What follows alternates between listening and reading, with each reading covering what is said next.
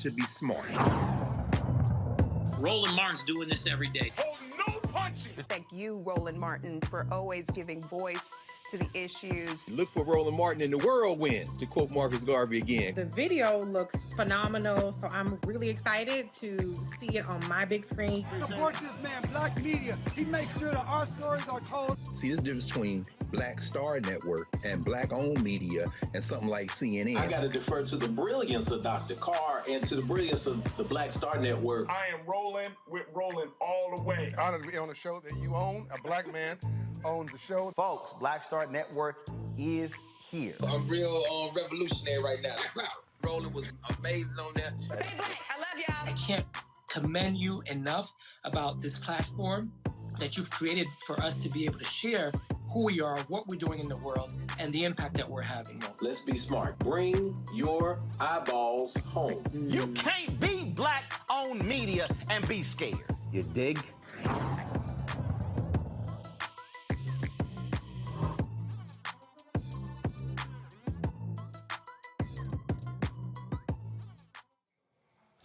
It's Monday, February 21st, 2022. I'm Ray Baker, sitting in again for Roland Martin, who is on his way back from Liberia. Here's what's coming up on Roland Martin Unfiltered, streaming live on the Black Star Network. A black man in Maryland is left paralyzed after encountering Prince George's County Police Department. His lawyer is here to tell us about the case. A black Florida teen is wrongly arrested for making threats to her school.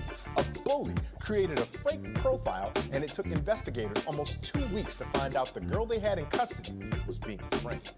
Minneapolis is paying a black woman a 6-figure settlement after an officer pointed a gun in her face because the officer thought she might have a gun after seeing her gun permit in her wallet.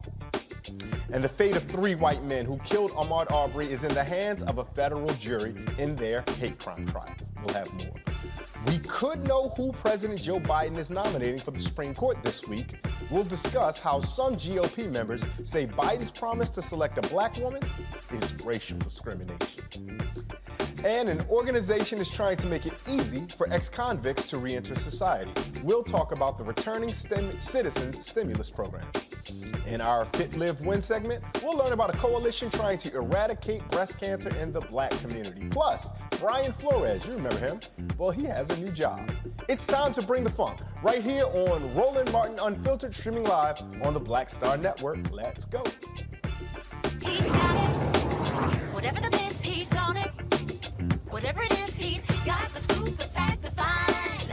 And when it breaks, he's right on time and it's rolling. Best believe he's knowing. Putting it down from sports to news to politics. With entertainment just for kicks, he's rolling. It's on Go, roll, y'all. It's Roland Martin, yeah. Rolling with Roland now. He's funk, he's fresh, he's real, the best, you know he's Roland Martin.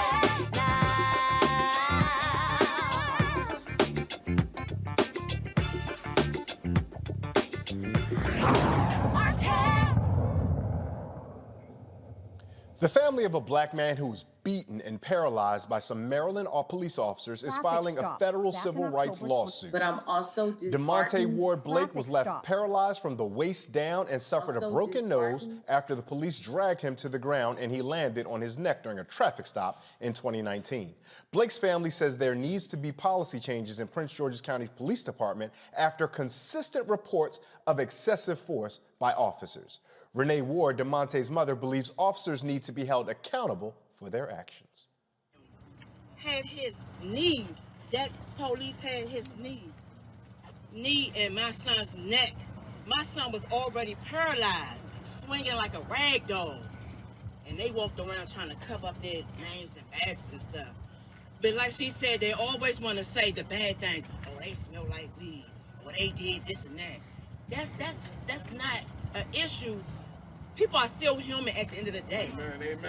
Say that. Y'all don't say the good things that these people is out here doing, but you don't say the bad things that the people that did these things that these people was out here doing either. You know, and that's what really pisses me off about a lot of these cases.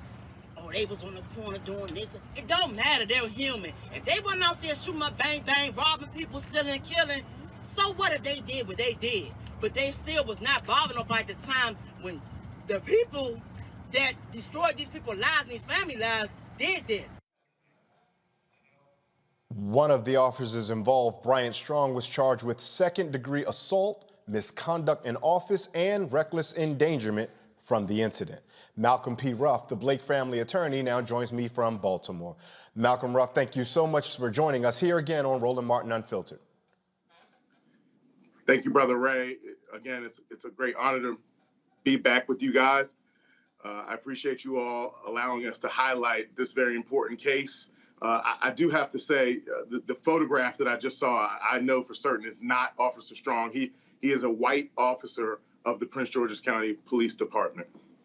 Well, that's one of the things I wanted to get into our conversation with. And some viewers who are consistent watchers of the show may remember you from last week for your federal lawsuit against Prince George's County Police Department and the work you're doing there. And we talked a little bit about black officers, white officers, but you all are making the case that although this particular officer is a white officer, this is an institutional and systemic failure of Prince George's County. Is that a correct understanding? Yes. Our lawsuit that we filed today is a comprehensive indictment of the Prince George's County Police Department and their condonation, they're allowing, almost facilitating, and in some instances, you could even argue that they encourage this type of brutality throughout their police department. There are dozens of instances of police brutality that are listed in this massive lawsuit, 40 pages just of hatred, racist acts, unconstitutional acts, and very much sincere violations of constitutional rights of citizens of Prince George's County.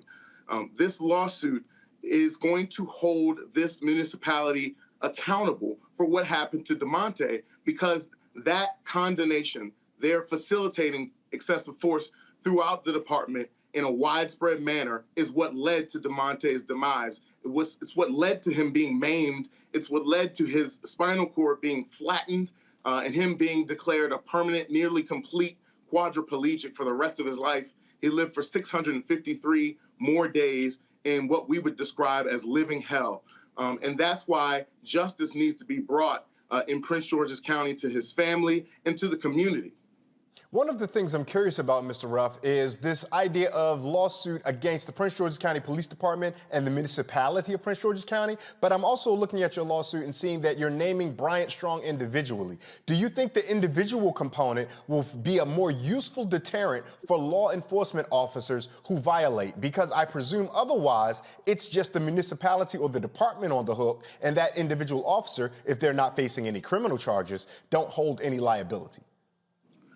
Well, legally, we have to be able to prove that this officer used excessive force in order to pierce the veil that municipalities have in federal court and their immunities that they have. One immunity that they do not have is if they have a pattern and practice of unconstitutional behavior throughout their department that they are not addressing.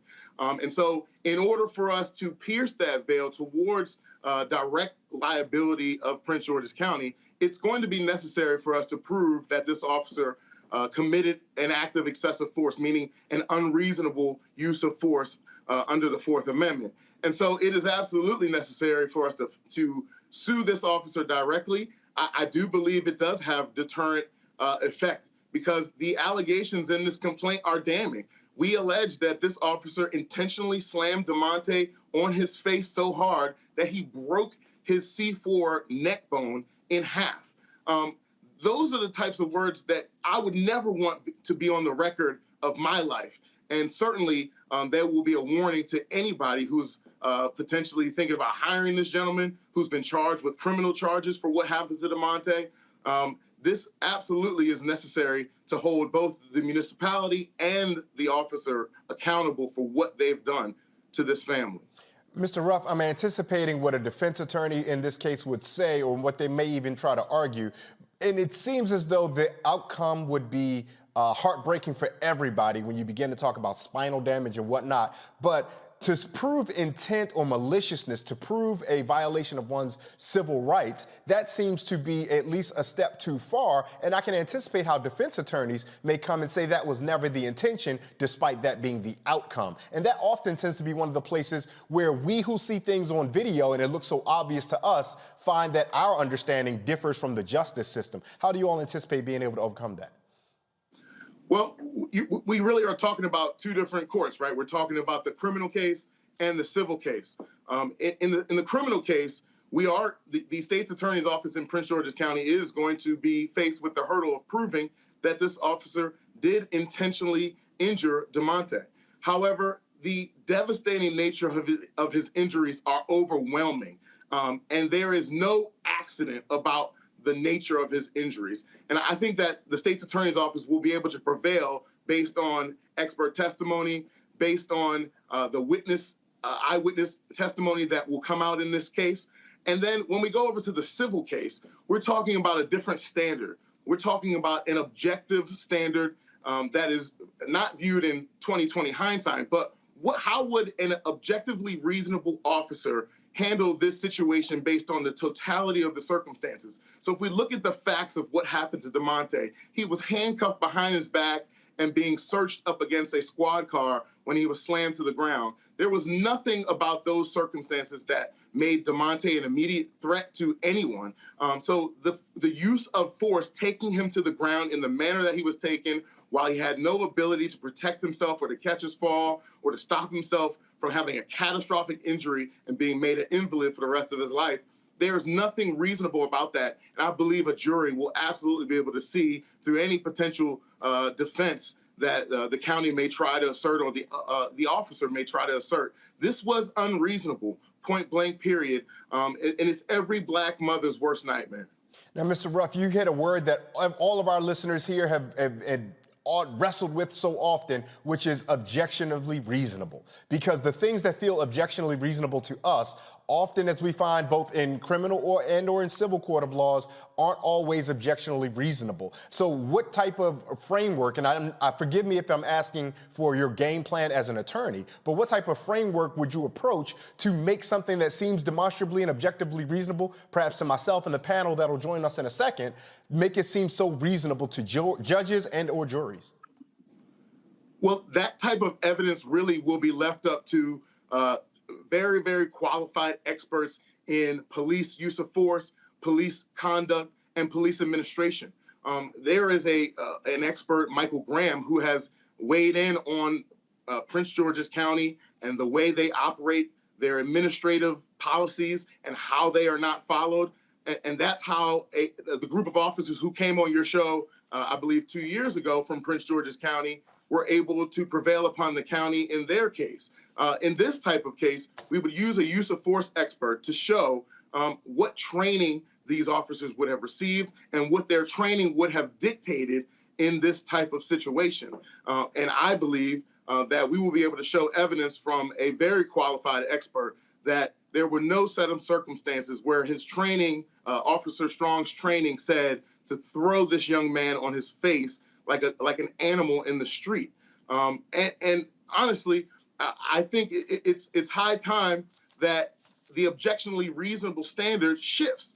And I think that we're seeing that shift throughout the jurisprudence all across this country. We're seeing tenets like qualified immunity start to crumble from their foundation. So I understand that the term objectionably reasonable is really a sore spot for our community.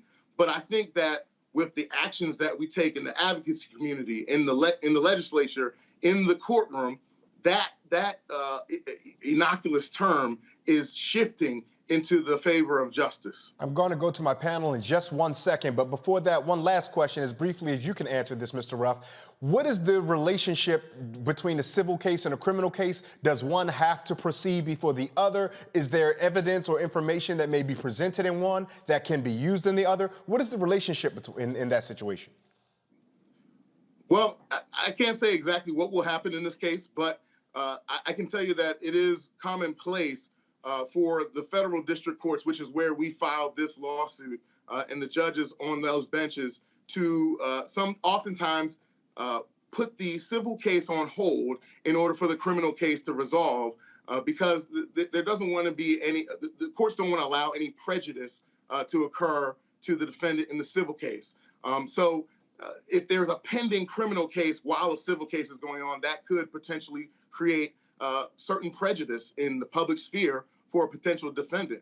So I think it's more than likely that the criminal case will be resolved prior to the civil case being moved along. These civil cases take quite a long time, and they are very expensive. And we're dealing with a county who, in a recent piece of litigation, spent nearly $26 million defending a case that had ultimately settled for $2 million.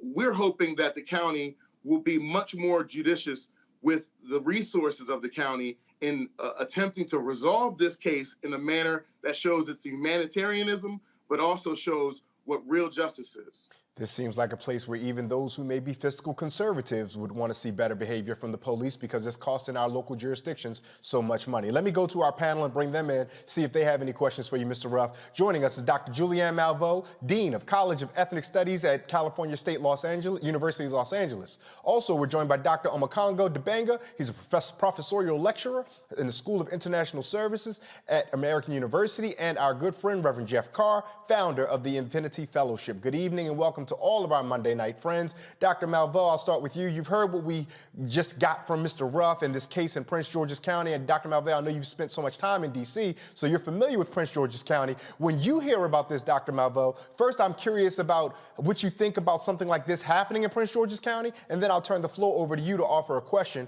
to Mr. Ruff. Well, first of all, I want to thank my fellow panelists for their kind wishes. I had some COVID earlier this week, and I'm okay now. I have been boosted and everything I was supposed to do. So it wasn't that bad, but it was not that good either. I was supposed to be in D.C. on Monday, and I didn't make it there. So I want to thank both Jeff and Omokongo for their good wishes and their peace and blessings. And I want to say that everybody Brown ain't down. What I mean by that is that police officers are police officers. And that means that they operate out of a space that has really nothing to do with race. It has a lot to do with power. And so whether the person who oppressed this brother was Black or not is immaterial. What's material is the way that people are empowered to oppress other people.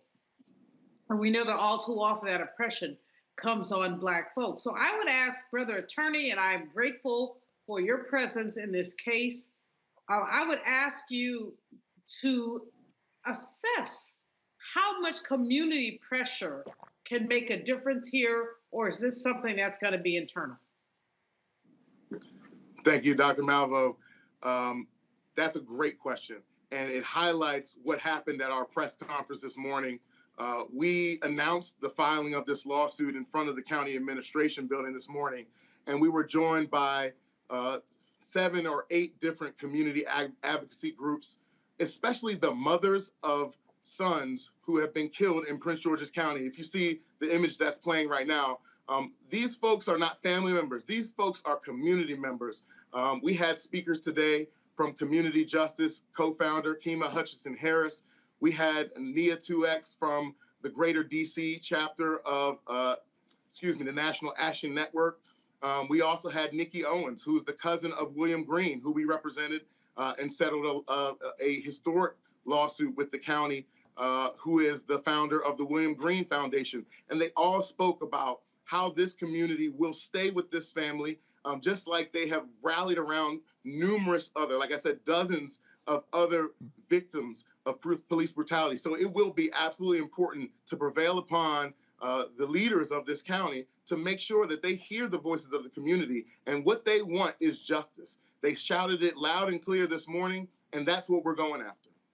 Dr. Omokongo, when you hear about this and you know what's going on, we've discussed this. I believe you might have been with us last week when we had Mr. Ruff. If not, my apologies. But as you observe everything that's going on, and you heard Dr. Malveaux almost echoing our dear sister Zora Neale Hurston, all our skin folk ain't our kinfolk. Do you also have that comparable takeaway when it comes to police-communal relations?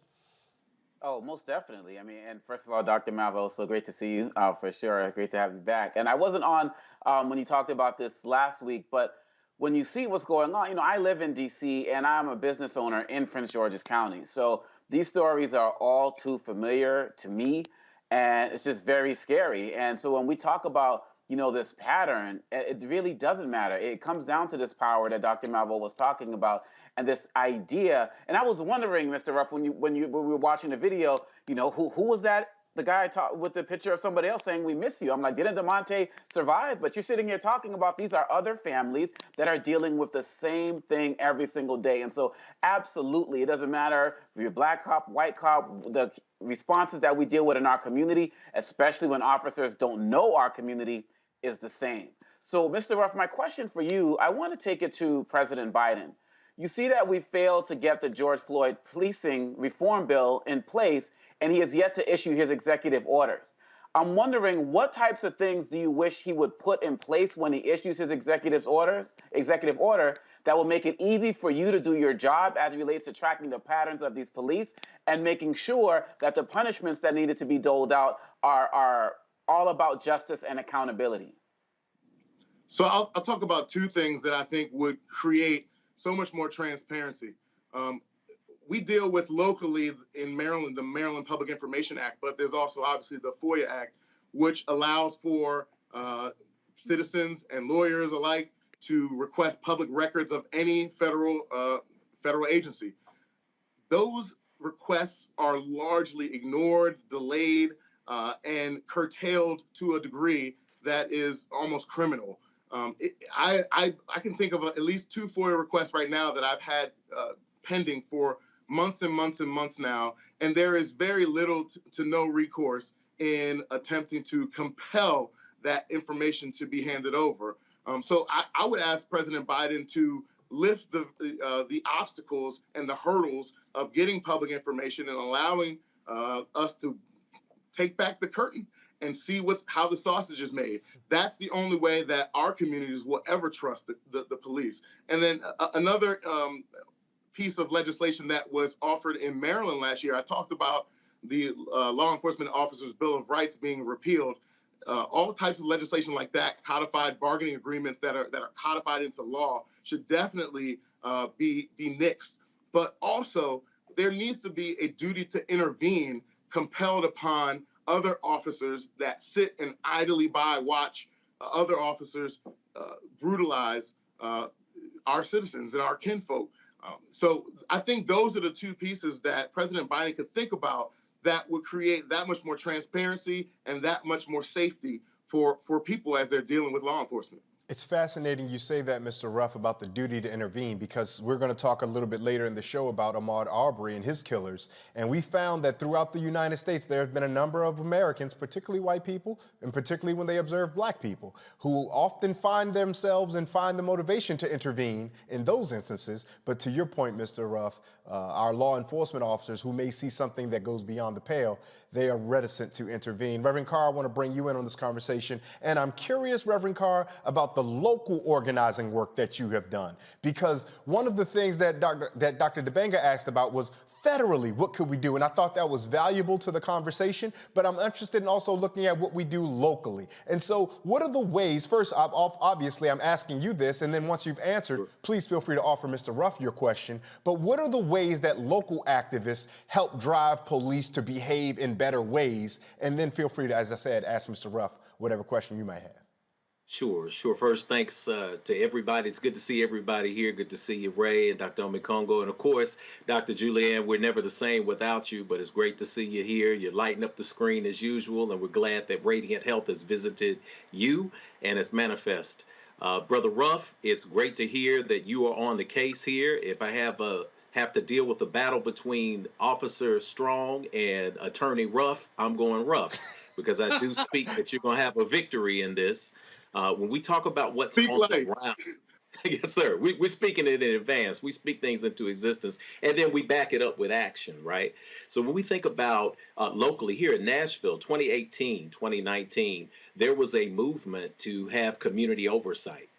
There was a group that was formed, a coalition called Community Oversight Now. A few weeks ago, Joy Kimbrough, who was involved in that, attorney Joy Kimbrough, and tons of activists, many groups, partnered to put a referendum on the ballot here locally so that we could have a community oversight committee that would be charged with basically policing the police in an independent way. It overwhelmingly passed and was put in place a few years ago. Now, that said, that was the short-term victory. Little did we know that there were going to be obstacles presented, that the police were not going to cooperate with the committee, that they were not going to give the committee subpoena power, that they put the force of metro government at the table to say, how can we do everything we can to preserve the culture of law enforcement? It's important that we understand that, as Brother Ray's shirt is telling us, culture is not for sale. We understand, though, that when we're talking about law enforcement, we're not talking about skin color anymore. We're talking about a system. And a system built around a culture is very, very real, and it's very, very powerful. The root word of culture is cult. There is a cult of blue. There is a cult of the nomenclature. There's a cult of actions. One of the things that Brother Ruff said that was important was, how would an objective and reasonable officer had handled this? We are existing in a culture where, as it pertains to Black people, we are not seeing objective and reasonable handling of Black people, period, in the system. So when we say that we've got to organize, we've got to keep the noise going, we also have to put laws in place, but we also have to make sure that we can recoup things. We can recoup some kind of restitution when these laws are violated. And so I congratulate you for the work that you're doing there and for what we're hearing, even the energy out of Sister Renee. Renee vibrates with my wife. My wife is very social justice oriented, and when something goes wrong, with her kids, she says, "Listen, I'm not going to hold it. I'm not going to be cool. I'm not going to pretend that I'm in a forgiving space. I'm going to tell it like it is." We're seeing this energy coming. Prince George's County, unique situation to talk about this culture. 59% Black, 21.2% Hispanic or Latino, about 11% white, and yet still operating, backing up the culture of law enforcement, which is against our best interests. Let me ask a simple question for people who hear the $75 million and they say, wow, where does this come from? How are settlements like this paid out? How are judgments like this paid out? Is it a rainy day fund? Is it municipal insurance? What becomes the space that provides this coming restitution in cases like this? Well, I won't speak for Prince George's County. I will say that each municipality decides how they want to deal with their risk and their liability as it comes to dealing with law enforcement. So certainly some municipalities may self-insure themselves through pools of insurance. Some municipalities may use taxpayer dollars to pay for these types of settlements. I can't tell you what Prince George's County would do in trying to determine how they will address this, but I will say this. There needs to be justice for DeMonte Ward Blake, because what happened to him should never have happened to anyone. No person deserves to ever be treated like this. Like I said before, thrown down in the street like an animal. And there were clear signs that this officer would treat someone like this from his past history. We will discover as this case goes along, I'm sure, that there were instances in the past where this officer decided to use unreasonable force and it was ignored. And case in point is that internal policies within the Prince George's County Police Department that were supposed to flag officers like Corporal Strong who used force on a very consistent basis were completely ignored. That was actually evidence that was admitted to in another case where Black and brown officers sued Prince George's County. I think I mentioned it earlier in the segment. And the chief of police and other high-ranking commanders had to admit that they simply just were not following their own principles that were designed, again, going back to assess their risk and to ensure that all of the communications and contacts with county residents was within constitutional parameters and was fair and just for the sake of the fact that that's how we all deserve to be treated.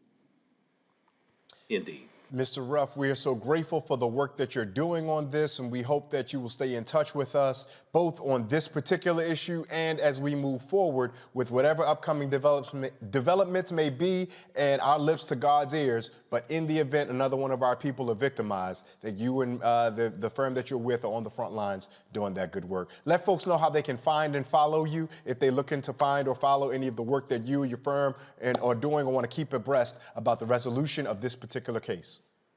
Absolutely. We look forward to championing the fight for civil rights, the new civil rights movement here in Maryland. We join with all of our colleagues across the country who are fighting this fight. Me and my senior colleague, Billy Murphy, the legend of Baltimore. He's been practicing for over 50 years. And you can follow us at our website, www.murphyfalcon.com, or you can follow me on Instagram. I'm brother_Malcolm ESQ, or on Facebook, is my name, which is Malcolm Ruff. I appreciate you all. I hope you all stay abreast of what's happening in Prince George's County, because we absolutely need the spotlight to be shined on these egregious violations of our people's civil rights. Yes, sir, and we thank you for that work. Have a good evening. That is Attorney Malcolm Ruff.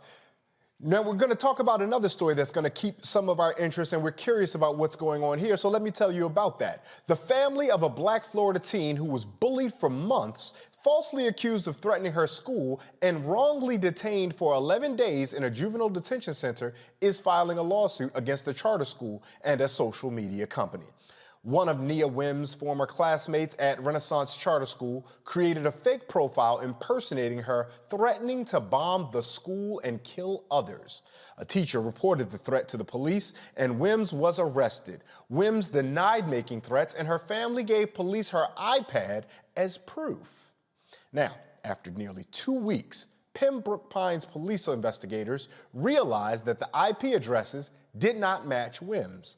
They tracked the 12-year-old who it did belong to down, charged the student with written threats to kill or do bodily harm, and falsifying a police report. The lawsuit blames the social media site for not giving the police access to the accounts at the beginning of the investigation, and the school did not do anything to stop the bullying.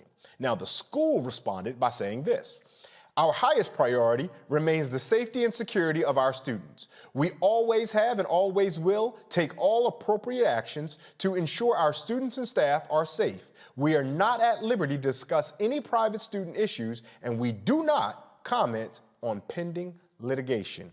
Again, we're joined by our panel, Reverend Jeff Carr, Dr. Omekongo Dibanga, and Dr. Julianne Malveaux. Dr. Dibanga, I'll start with you. When you hear about this, it is terribly disheartening to know that the young person who was locked behind bars wrongfully and erroneously had to be done so in that way. I'm curious, and I don't want to play devil's advocate. Lord knows devil doesn't need an advocate. But I am curious, Dr. Dibanga, because you have this particular expertise that can help us. Did the investigators and authorities and the school, did they initially respond correctly, save perhaps for not looking at the young girl's iPad? Oh, absolutely not. And I would go further before all of this happened. Just the family had requested meetings as it relates to the bullying that was taking place before she was eventually taken out of the school. So from the beginning, there were failures because these schools have a tendency to not listen to our children who are speaking up on these issues. So they were failures at every step of the line. Now, once we get to the point where we got this fake social media posts and so on and so forth, it doesn't take 2 weeks to figure this stuff out if you care enough about addressing the concerns and the needs of our kids. And if they're saying we'll do an investigation, well, she can just rot and just be, locked up and deal with these particular issues, that's another failure of the school. And I deal with this constantly, whether I'm talking in public schools or private schools or charter schools. The ability to not listen to parents, especially Black parents, when they're bringing up real issues is real, and it happens too often. And it's not until something extreme happens like this, then people start paying attention. So the school can make its announcement that our first priority is the safety of the school, but what about the safety of this child? The family offered to be able to give up the iPad to be able to do this investigation. It doesn't take 2 weeks, regardless of what the social media company does. You have a tech department in your school. You have police resources as well that you could have used to figure this out. They just did not care. And though this sounds like an extreme example, we have minor examples of this happening every single day where our children are not listened to. And also coming out of COVID, our kids are dealing with more mental illness and stress as they're coming back into schools. I'll be in a school tomorrow, for example, and the girls are dealing with issues getting back into school more than the boys are because there's issues of like physical appearance and how you look after being quarantined for so long, and the mental stress is real. And so what's going to happen with this child having to deal with this experience that didn't have to last 2 weeks? They failed her in the beginning. They failed her throughout the beginning of this process, and they're failing her now. And the family deserves better than this. Reverend Carr, when you hear Dr. Dibanga talk so passionately about how the young girl was failed, were there any spaces where we could have intervened to prevent this from happening in the way it did? Oh, sure. But again, it goes back to your shirt, and it goes back to the conversation that we had in the last segment. It's about the culture that you create, and it's about the culture that you create in a school. My wife has founded over the last 11 years or so 4 different PTOs at school, because we were involved in schools that didn't have a PTO or had a PTO that was not functional because the principal felt, in some cases, we've got great principals now, but the principals felt as if they could run the school without parental engagement and without parental involvement beyond rubber stamping. That's a poor culture for a school environment. We go and we advocate for young people. I remember just last semester having to advocate for a family because a small child, a boy, middle school age, came to school on banking day and actually paid another large child a small amount of money that he was supposed to put in the school bank to beat up two young black girls. Fortunately, the young man went directly to the principal and said, I feel really wrong about this. And when we brought the situation to a court, to a table, and we sat down to talk, even the parent defended the young man's actions, and the school was unable to even say, you know, we've got to do something about this. We can't investigate it even further. We have to create cultures in schools where kids are believed, where they are protected from bullying. The pressure now is a whole lot different than it was when I was growing up. I grew up in a culture where if you had a bully, you were sent back to school and you were sent to fight the bully and there was no problems. But I also didn't grow up with Instagram. I didn't grow up with Facebook and Twitter. I didn't grow up with TikTok.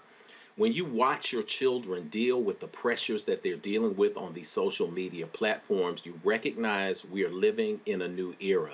I think about one night that I spent when I was 17 years old in a juvenile cell for doing something absolutely dumb, as 17-year-olds tend to do. And I remember lying on that metal bed and saying, never again. I'm going to change my life because of the hell that I am seeing around me. It was terrifying. And that was one night for a man who was a boy who was on the cusp of manhood. I cannot imagine what that little baby went through. And I'm going to say little baby, and y'all forgive me a second, man, because I got a daughter that'll be 13 this year. And my youngest daughter is 10. My oldest is 27. So when you think about a culture that will not protect, especially our little girls, then guess what? We've got to step up in these spaces and make sure that they're protected from a parental space, from a school space. The school is liable for this. As Dr. Omekongo said, listen, you could have gotten the iPad immediately. You could have gotten to the bottom of this in 24 hours. You could have called a tech specialist with the school system. They could have helped intervene with the police. And this is not rocket science. To let a little girl sit in a juvenile cell for 11 days, it's unbelievable. It's immoral. And absolutely, whoever had any involvement in this, from the school administration to the local municipality to the police department, everyone should pay for this, and they should pay for it not only financially, but by creating a new culture in these school systems where our babies are protected. Dr. Malveaux, I don't even know how to begin to ask you this, but can you begin to theorize why or how the school system and police can all equally drop the ball? First of all, Black women and girls are seen as at the bottom of the totem pole. We're less than. We're simply less than. We're not seen as human. We've seen over the years videos of like a police officer grabbing a young girl by her braids. We've seen all of this. This hurts me to my soul because much of my work has been about uplifting Black women and girls.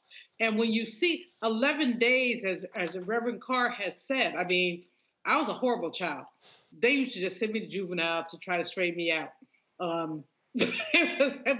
Anyway, and they get me there. My dad was an assistant superintendent of schools. They get me there. They get me out in about 4 or 5 hours. And by then I was scared straight for like another 2 weeks.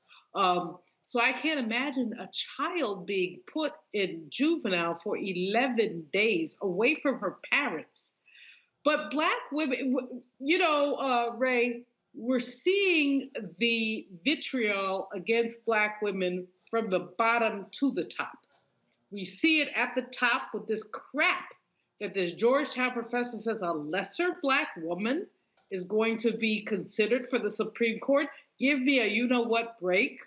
Then we go to the attacks on Lisa Cook, a phenomenally accomplished economist who has been nominated for the Federal Reserve. And we see how she's been attacked as a Black woman with that idiot Tucker Carlson, who somebody just needs to give him a lobotomy, and that would probably solve some problems.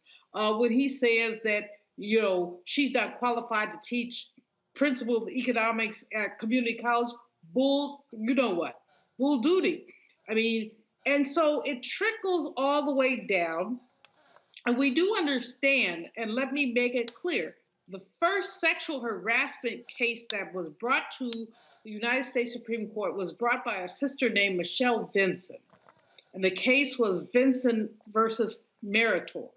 And it was a bank in DC called Meritor Bank, where they basically had men extorting sex from women and telling them they weren't going to keep their jobs unless they gave it up. And blessedly, the court found in Michelle Vinson's favor, but it took a couple of decades, and of course, who knows what happened to her. But here's the point. Black women have always been at the bottom of the totem pole. We've been sexualized, we've been marginalized, and so this is not surprising, but it's extraordinarily disturbing. And as Reverend Carr says, if you have young women in your life, and I'm an educator and was the president of a women's college, this hits you to your soul. It really does. What did this girl do? How did she feel? And how will she be impacted 6 months from now, a year from now? How will it change the way that she engages with the world? Everybody involved needs to be effing fired. Everyone. So sorry for stepping over you there, Dr. Malveaux. We are so thankful that you introduced the academic aspect about calling upon the history about discrimination cases, because the idea of a discrimination case making it to the Supreme Court is going to be very, very useful, and also is what we call in this business a bit of a segue, because our next guest that's joining us is going to talk a little bit about Brian Flores. Now, for some of you all who don't know, NFL coach Brian Flores, yes, the same one famous for the discrimination lawsuit against the NFL in 3 of the NFL's franchises, has a new job. It's not a head coaching gig, but he is coaching in the NFL. Flores will be joining the Pittsburgh Steelers as a linebackers coach. Mike Tomlin, the winningest Black head coach in the NFL history, made room for Flores. To talk more about this is the co-host of the Run Tell This podcast and a contributing writer for The Root, Keith Reed, coming to us from Pittsburgh, Pennsylvania. Keith, thank you so much for making time to join us here on Roland Martin Unfiltered. Always a pleasure. Always a pleasure to talk to you. Keith, I do know that you are a former past board member of the NABJ, so I know you and Roland like this, so forgive me if you're a little heartbroken that you got the replacement Roland in a seat with you today. That's all right, man. Me and you go way back, so we're good. But I do want to ask some questions about the Brian Flores hire, and beyond just whether or not what this means for football, should observers, folks who are cheering for Brian Flores in his discrimination lawsuit to truly hold the NFL to account, should they be encouraged or discouraged that he's now back employed with the NFL? So I think it's kind of hard to really make a blanket statement about that, whether or not you should be encouraged or discouraged. So it's 2 things, right? It's a good thing that the Steelers, and in particular Mike Tomlin, are going to give this brother an opportunity to be employed in the NFL because it was clear, and he even stated in his lawsuit that he did not expect to work in the NFL as a coach again. So for him to get that call, for him to get an interview, and for him to be coaching in the NFL under Mike Tomlin is a great situation for him. Tomlin has never had a losing season, and he is definitely going to add a lot to a coaching staff and to a team that has aspirations to try to go to rebuild and go far in the playoffs after their franchise quarterback just retired. So that's a good thing for Brian Flores. In terms of whether or not it's good for the NFL overall and whether or not it means anything for hiring African-American coaches across the league, I don't know that it necessarily moves the needle. I mean, listen, it's Brian Flores is employed, but Brian Flores should be employed as a head coach in the NFL, not as a senior defensive assistant for the Pittsburgh Steelers. I'm a Steelers fan, so I love to have him, but he shouldn't be a senior defensive assistant. He shouldn't be an assistant. He shouldn't be a coordinator. He has the credentials to be an NFL head coach. It's arguable that he should have never been fired, never been terminated by the Miami Dolphins. But even if he were terminated by the Miami Dolphins, some other team should have not only interviewed him, but interviewed him, took him seriously as a candidate, and made him an offer to be head coach. That didn't happen, and so he is in the situation that he's in. Mind you, he has not yet dropped that lawsuit and walked away from it. So it could be a situation where he coaches for the Pittsburgh Steelers while he is in litigation against the NFL for the entire season, if it comes to it. One of the things we heard when Colin Kaepernick was blackballed from the NFL was that with each successive year, well, Kaepernick is no longer useful. He might have lost the mechanics. We heard all kind of wild talking points. He forgot how to throw. He doesn't know this modern NFL offense. Does Brian Flores being employed this year, is it good that it keeps him around the game so at least no one can use that as a potential argument as to why he doesn't get hired several years down the line? I'll put a lot of stock into that. Brian Flores wasn't going to forget how to coach, and Colin Kaepernick wasn't going to forget about how to throw a football, right? Like, you and I could not touch a microphone for the next 6 months, the next year, the next 2 years. That doesn't mean that we're going to forget how to talk in front of a camera. I could put down the pen and not write, but it's my God-given gift to write. I've been doing it professionally for 25 years, and I've been doing it my entire life just because it's a passion of mine. So to say that Colin Kaepernick forgot how to throw a football, oh, he's been out of the game, that's not a thing that you lose. You go and see some of these retired guys. I mean, every once in a while you get a video of Brett Favre throwing the ball. Every once in a while you get a video of one of the Mannings who are retired now throwing the football. In a few years, we'll get a picture of Tom Brady throwing the football. They ain't forgot how to throw. They might not necessarily be able to do it at their advanced age in their upper 40s like they used to be able to do, but they're not forgetting how to throw a football. Colin Kaepernick didn't forget how to throw a football. Brian Flores isn't going to forget how to coach. So I don't put a lot of stock in that argument at all. If he were to take a year off from being a head coach and then get hired somewhere else as a head coach, I imagine he's going to stay up on what's happening in the game. He's going to stay up on the latest defensive schemes because he's a defensive-minded coach, and he's going to know enough to be able to walk in the door somewhere and coach. And that's whether or not he's linebackers coach this year for the Steelers, or whether he didn't coach this season at all. That's not an argument that gets made. That's not an argument that gets made when we talk about a John Gruden, who was away from coaching for a decade before the Oakland Raiders, now the Vegas Raiders, brought him back to coach, and we see how that ended, right? So don't give me the nonsense that if he was away from the game for a while, it might have passed him by. They don't say that to white folks when they come back to coach in the NFL after they take some time off. Bill Cowher's been retired for more than a decade, and every once in a while you still hear somebody talking about, oh, well, maybe old Bill will come back and coach. Maybe he'll get an opportunity, even when the man has said that he doesn't want to do it anymore. So don't run that with Brian Flores, and don't run it with Colin Kaepernick. One of the things I'm interested in is this particular organization that did hire him. As we alluded at the outset, Brian Flores' lawsuit is against the NFL, but also 3 specific organizations for what he says and alleges to be sham interviews. But in praise to the Pittsburgh Steelers, and to be fair, this just may be the Steelers are the best of a bad lot, but they are clearly the best because, as you alluded to, Mike Tomlin, a member of Kappa Alpha Psi, I'll give him that. Also, he's the head coach of that team, is ensuring that his staff, if I'm not mistaken, 10 of 18 assistants are African-American. They have also a multicultural, diverse staff, all the way down to the strength and conditioning coach. And it's a very good chance they may have an African-American general manager. Is the Pittsburgh Steelers perhaps the only team in the NFL that would be uniquely qualified to take on Brian Flores, someone who you just said could spend the entire year as an employee of that organization while in litigation against the league they're playing in? Oh, are they the only team that's uniquely qualified to do it? No, any one of these teams could have shown the moxie. Any one of these teams could have had the balls and just go ahead and say it to bring him on. And I don't think it really takes all that much balls to hire somebody who's qualified to do a job when you need somebody to do that job. But no other team did it except for the Pittsburgh Steelers. And I felt it important to point that out in what I wrote for the Root, that a lot of folks were writing about Brian Flores in the context of his lawsuit, but not really taking a look at what was happening with the Pittsburgh Steelers. So a little bit of context.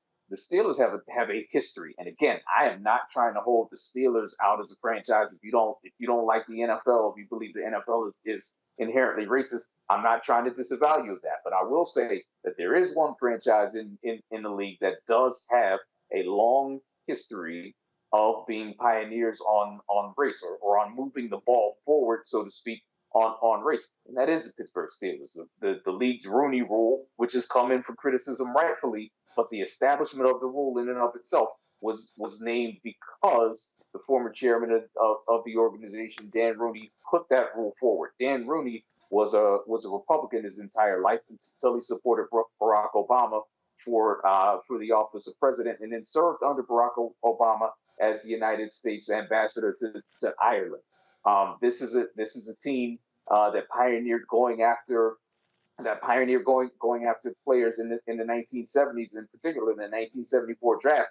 They built a dynasty by going down south, by hiring an African American reporter at the Pittsburgh Courier, a black newspaper, sending him down south to scout players at HBCUs, and they managed to land several Hall of Famers in the 1974 draft that became the nucleus of what we now call the Steel Curtain defense, and the nucleus of a dynasty that won 4 Super Bowls in the late 1970s. So that history, and then you talk about Mike Tomlin having been the longest tenured. He was the youngest head coach to win a Super Bowl at the time that they hired him. He was the youngest head coach in the NFL at the time that they hired him. He's been to 2 Super Bowls, won one. He, in 15 seasons coaching this team, he's never had a losing season. And as much as people around here in Pittsburgh and nationally talk about Mike Tomlin being on the hot seat, the Rooney family hasn't walked away from him, and it's never been even a whisper, at least from inside the building, that Mike Tomlin may not have job security. So if there was a team that was well positioned to either take the heat, whatever heat there may come from the other owners in the league about hiring Brian Flores, or a team that may be in good position to kind of smooth this over and say, hey, we'll take him on, we'll bring him in, it would certainly be a team that has that track. Well, you laid out a number of reasons about why the Pittsburgh Steelers would be able to absorb whatever media attention, or from some areas of media, negative attention that would come from this hire. But you also illuminated that anybody could have brought him in. Anybody should have had the infrastructure to do it. So beyond the Republican Mr. Rooney, beyond the family having the Rooney Rule, beyond the family choosing to bring in black players when that was really an exploitation of a market inefficiency, beyond all of these things, why was Pittsburgh the one who was there? Is it simply just Mike Tomlin and the Rooneys are just committed to finding excellence regardless of the circumstances? So we had a local writer in our market at the Post Gazette, I think it was Paul Zeiss, a few days ago, who wrote about this, and he said that at present, with the exception of Art Rooney III, that Mike Tomlin is currently the most powerful person in the Steelers organization. I mean, think about that. With the exception of the owner, not the general manager, but Mike Tomlin is at present, at least in the eyes of this one writer who covers the team, the most powerful person in the organization. And so he has a lot of latitude to be able to make decisions like this, which is not to say that he can do it unilaterally, that he can do so without going to the Rooney family. But certainly, there's probably only one other person in that building that he may have had to have a conversation about, and that is the ownership group. And so when you have a situation like that, another one of the things that I wrote about in my piece to the root on this is that when you empower black executives, and this is taking a step back from football, right? We can have that conversation in our line of work in media. We can have that conversation about big law firms. We can have that conversation about big consulting firms, big accounting firms, whatever endeavor you're in, whatever industry you're in. When you empower black executives, when you empower women executives, when you give people who are qualified to the opportunity to build a track record and to be successful, those people tend to bring other people along with them and give them a shot to either have their first go round as a defensive assistant or a defensive coordinator, or as a partner in a law firm, or as the editor in chief of a paper, or whatever the case may be. or give them the opportunity that they may have been looking for. Maybe it didn't work out in one place, as is the situation with Brian Flores. It didn't work out in Miami, but certainly he's been given now the opportunity to have a second shot. And that's because Mike Tomlin is the head coach of this football team, and Mike Tomlin is empowered to give him that opportunity with very few reservations and very few checks and balances on that power outside of the ownerships. I am a native of Baltimore. I've never played for the Baltimore Ravens, but I've cheered for them several times. And I am a member of Phi Beta Sigma. Ain't nothing about me that's excited about cheering for a Kappa that coaches the Pittsburgh Steelers. But when you get principled injustice in this kind of way, at least 2 times a year I'm going to root against them, but every other time I might be okay with it. Keith, if folks want to find and follow you and follow your work, how can they get a hold of you? How can they follow you? How can they find what you're doing? I see my work every day at theroot.com. I've been writing for them for the last couple of months. I'm a contributing writer over there, and I contribute. I do some commentary as well as some news writing for the Root. You can catch me on programs like this, and I show up on many of the networks, the cable networks. You can also follow me on social media at K_.RE. So at K_DOT_RE. Yes, sir. He is Keith Reed. He's the co-host of the Run Tell This podcast and a contributing writer for The Root. He has been our guest right here on Roland Martin Unfiltered. Keith, thank you so much for your time this evening. Appreciate it. Talk to you, brother. We've got so much more coming up for you on the other side of this break. You stay tuned. You're watching Roland Martin Unfiltered, streaming live on the Black Star Network. We'll be right back.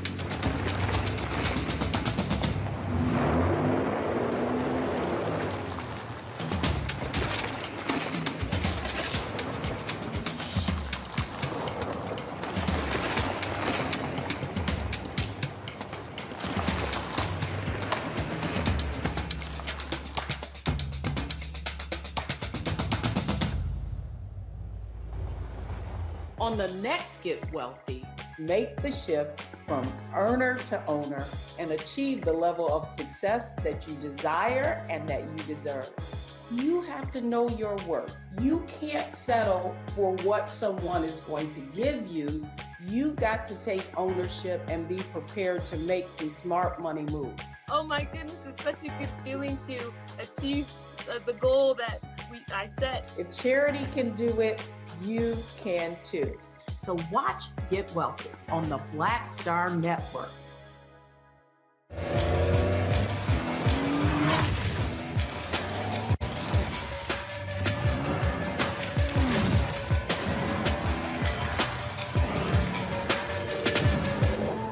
Pull up a chair, take your seat. The Black Tape with me, Dr. Greg Carr, here on the Black Star Network. Every week, we'll take a deeper dive into the world we're living in. Join the conversation only on the Black Star Network.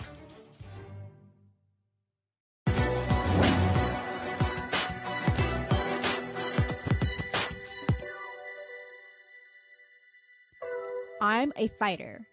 Nobody has ever bought me or bossed me. Congresswoman Shirley Chisholm.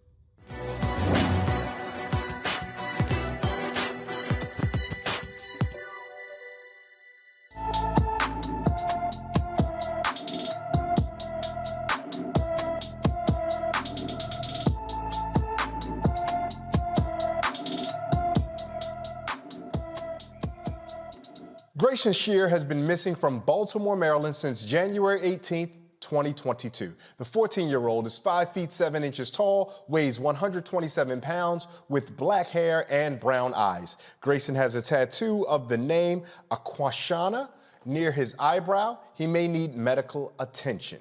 Anyone with information about Grayson Shear's whereabouts, please call the Baltimore City Police Department at 410-396-2359. We've got some headlines for you and updates in the trial of Ahmaud Arbery. A federal jury of 8 white people, 3 black people, and 1 Hispanic person has now begun deliberations in the trial, not of Mr. Arbery, but of the 3 white men who chased and killed Ahmaud Arbery. During the closing arguments today, the federal prosecutor told the judge the convicted murderers acted out of, quote, pent-up racial anger, close quote, and should be convicted of hate crimes. The defense attorney said Arbery was fatally shot in self-defense and had acted suspiciously during previous trips to the neighborhood.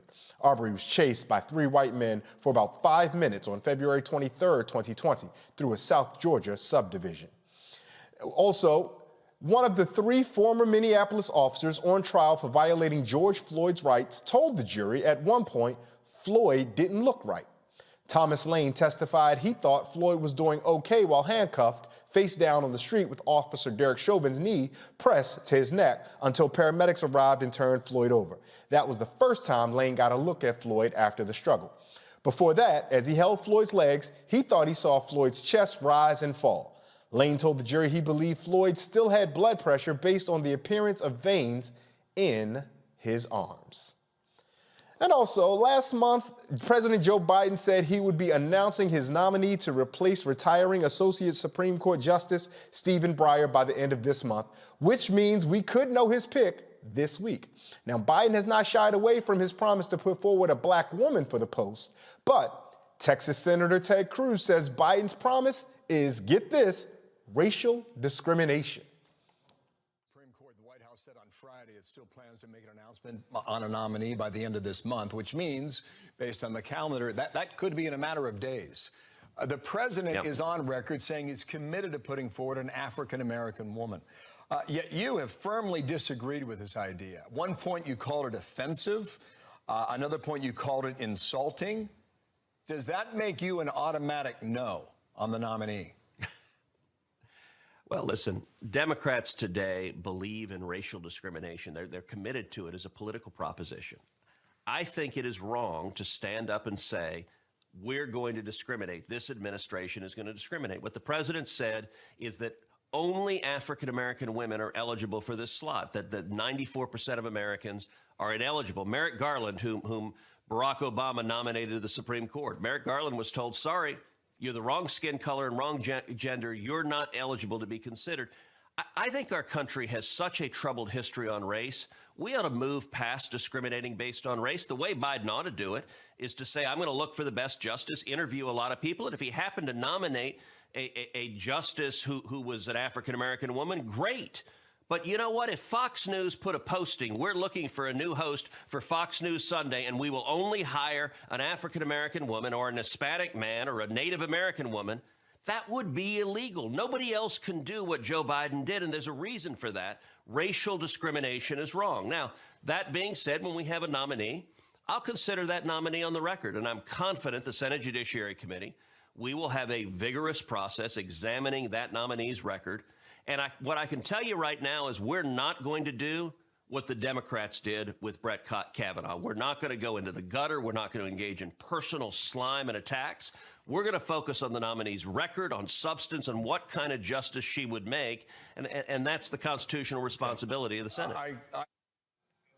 Gonna go to our panel now, Dr. Julianne Malveaux, Dr. Omekongo Dibanga, and Reverend Jeff Carr. Dr. Malveaux, you hear Mr. Cruz talking, and I took a lot of politeness and pleasantries to even say Mr. Cruz right there, because so much of what he said seemed... taking the pleasantries, because I was going to say something else, and it was going to start with M, and it was going to have an F in the middle of it, and I'm not going to even say it on the air, but you know what I'm saying. Y'all know what I'm thinking. He seems, I mean, the hypocrisy, the inconsistencies, the audacity, quite honestly, to even bring up Merrick Garland to say that Merrick Garland couldn't get a fair hearing. Did you read that the same way I did? Well, first of all, it's not audacity, it's caucasity. I mean, it is the simmering in Caucasianness to look at there have only been two black people on the Supreme Court, Thurgood Marshall, who of course lifted us up, and Uncle Tom, who pulled us down, and we, how many women? So that he would say what other presidents have said is not alarming. What's alarming to me is a disrespect, the continued disrespect of Black women. The fact that it's okay to publicly disrespect Black women. Ted Cruz needs to be taken to a small room with a big bat. Okay, I didn't say all that. But anyway, something bad needs to happen to him because he just really doesn't get it. And, I'm sitting here and y'all know I play my elder card from time to time. I'm 68 years old. Praise the Lord. I done talked so much spit that I shouldn't be 68 years old. I should be up under somebody's grave or something for talking too much spit. But that ain't the point. The point is that consistently, I have lived and seen the ways that Black women are disrespected, and this is nonsense. Any of the women that President Biden is considering are more qualified than 1/3 of the bench. Come on now. If you look at any of those women, more qualified than the beer swiller, all these Catholics they've been coming up with. And I was raised Catholic. So I ain't bad at Catholics. Y'all can be Catholic if you want to. But their position on choice is unacceptable. And the fact is that all this crap that's coming from Republicans never came up before.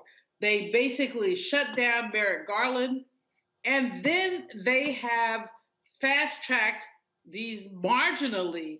Even the American Bar Association was not in favor of all of them.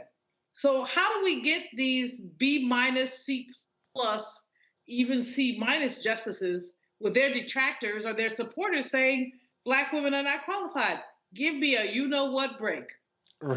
Reverend Carr, we hear the Black women aren't qualified, and yet President Biden hasn't even put forth the Black woman that he wants to nominate. Now, we've heard several names on short lists and things of the sort, fair enough, but even the idea of qualifications is a little bit of misnomer. In the United States, we pretend as though there's only one person who's qualified for this one job, whether we're talking about head coaches in the NFL like we were just now, or a Supreme Court justice. And so when you hear not necessarily the Republicans and the silliness of that, but when you hear this animosity, this antagonism that Dr. Malveaux just talked about how Black women are being treated in our country, how do you suggest we brothers stand up to support those Black women publicly and in our intimate conversations so those women know that when they go out into the world and they face the harm that they're going to face, that they know they have allies and solidarity right here at home with us?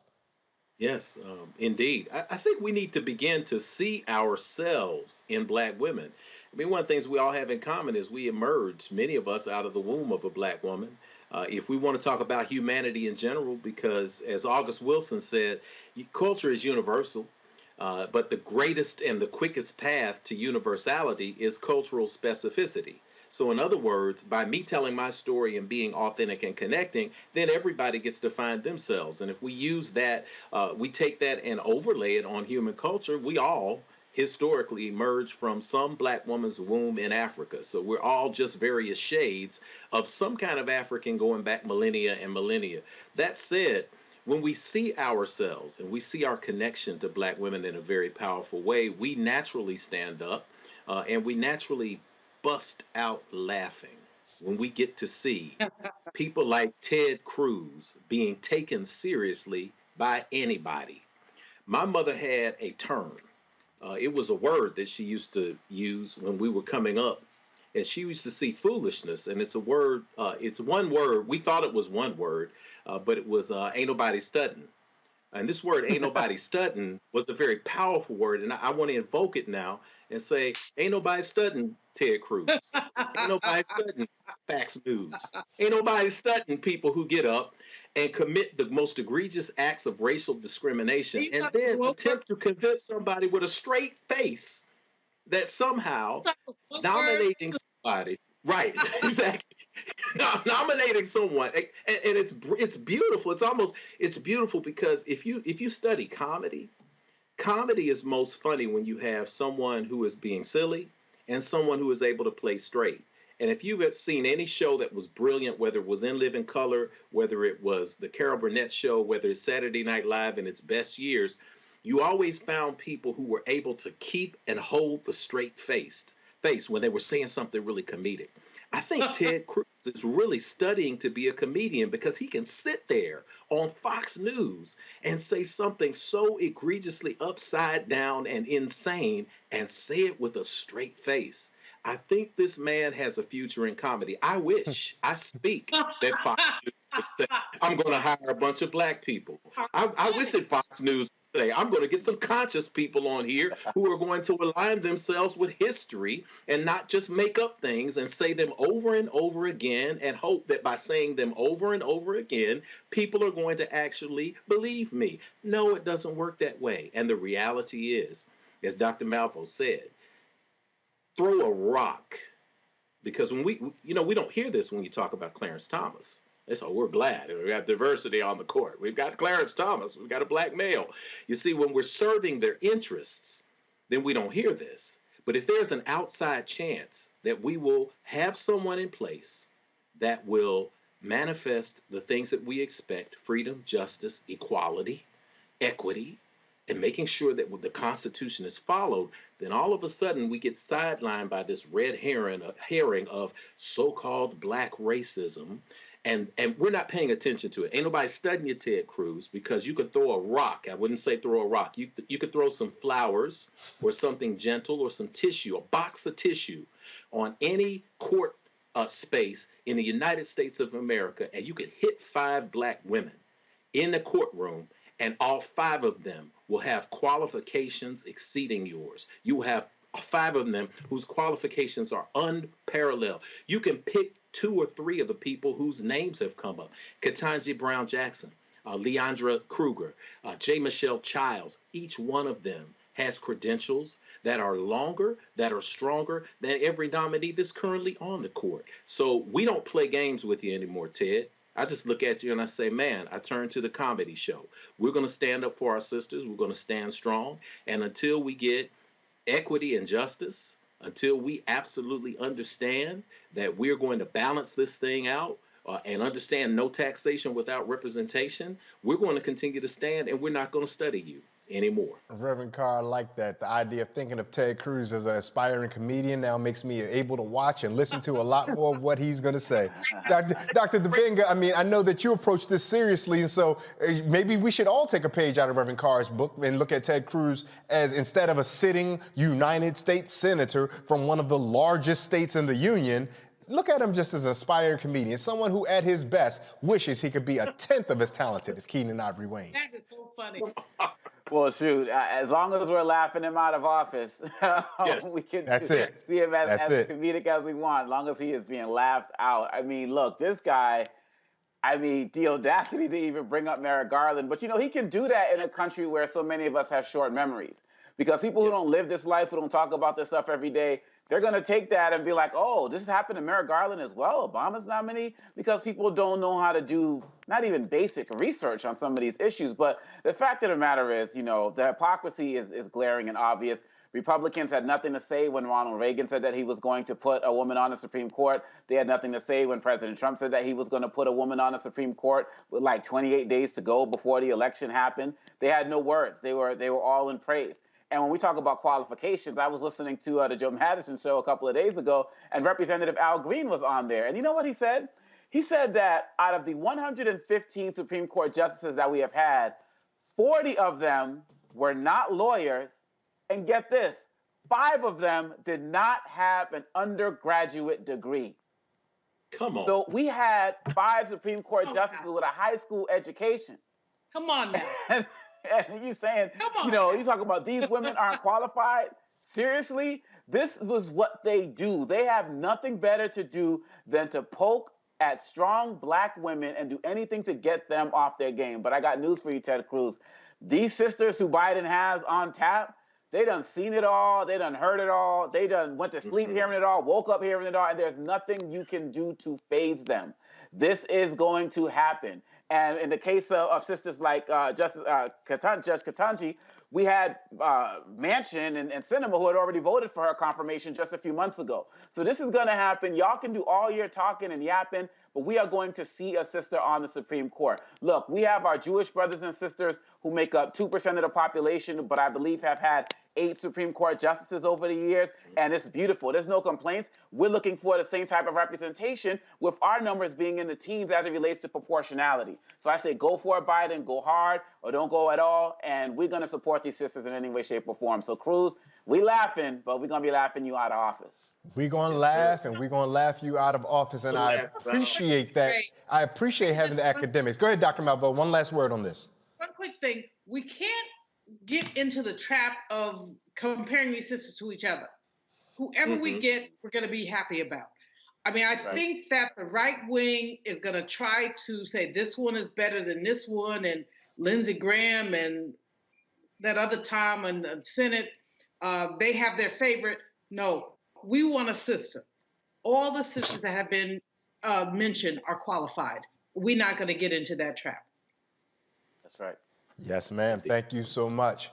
We're going to take a quick break. You're watching Roland Martin Unfiltered here on Streaming Live on the network. We'll be back with so much more.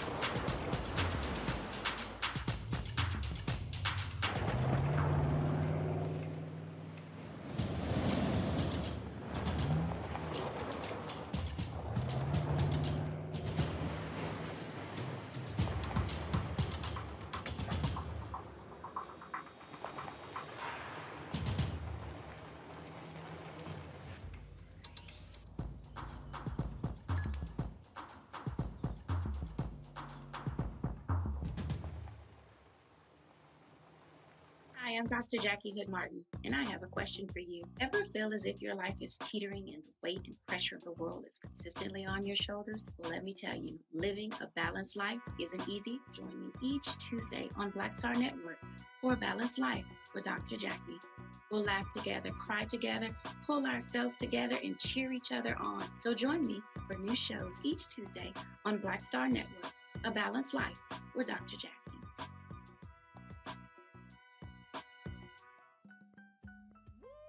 We're all impacted by the culture, whether we know it or not. From politics to music and entertainment, it's a huge part of our lives, and we're going to talk about it every day right here on The Culture with me, Faraji Muhammad, only on the Black Star Network.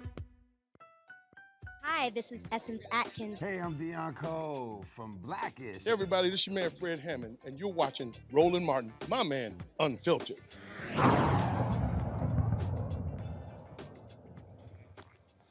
The United States has some of the highest recidivism rates in the world. According to the National Institute of Justice, on average, 44% of those released returned before their first year out of prison. In 2005, 68% of the 405,000 released got arrested for a new crime within 3 years, and 77% were arrested within 5 years. One of the biggest factors contributing to high recidivism rates includes not being able to find a job. The Center for Employment Opportunities hopes the Returning Citizen Stimulus Program makes that transition a bit easier. Derek Bowers, the Director of Social Enterprise of New York City at Center for Employment Opportunities, joins me now from Toms River, New Jersey, to tell me more about the program. Mr. Bowers, thank you so much for making time for us here on Roland Martin Unfiltered. Thank you for having me, Ray. We're excited about the program because the name alone, the Returning Citizen Stimulus, it invokes the same ideas that so many of us received stimulus checks when we were at our worst economic points during points of the pandemic and during points of the Great Recession. Is that what viewers should think about when they hear this? Yes, that's exactly what they should think about. In the onset of the pandemic, we saw so many Americans in need. And the previous federal administration made sure that there was a stimulus and unemployment benefits for Americans. But when it comes to those recently released from incarceration, they did not have the work history or the tax returns to qualify for those benefits. And so CEO realized that there was a tremendous need to make sure that individuals returning from incarceration had access to cash assistance. Mr. Bowers, we're going to interrupt you for 1 second. Our folks on tech are telling me that we're having a difficult time trying to get your connection through, and we apologize for that. They're going to call you right back. I'm going to talk a little bit and just give some folks some background while they connect that with Mr. Bowers for our control room. I'm going to talk a little bit about what that stimulus program is. I'm going to invite our panel to join us just for a quick second. Again, Reverend Jeff Carr, Dr. Omekongo Dibanga, and Dr. Julianne Malveaux. Now, let me give you guys some background about this, because when we get Mr. Bowers back, we'll have him to elaborate on this a little bit more. But the program, Reverend Carr, is supposed to target those folks who are returning. And as we know, those folks who are returning home don't have the opportunities to get on their feet with any meaningful resource. And unfortunately, that helps build the bridge of recidivism, because if you don't have money and you need money, but because of where you came from keeps you from getting above board money, you're going to get money under board. Oh, sure. When you're locked out of opportunity, when you're locked out of spaces where you are empowered, you find that, again, there's nothing else to do. You have to find a way to feed yourself and to feed your family. Unfortunately, the prison industrial complex that exists now, that makes it so that the for-profit system begins to look at things like reading scores and grades of kids in the 3rd grade so that it can determine how many beds they're going to eventually need when they get into juvenile and they're 18. It still persists.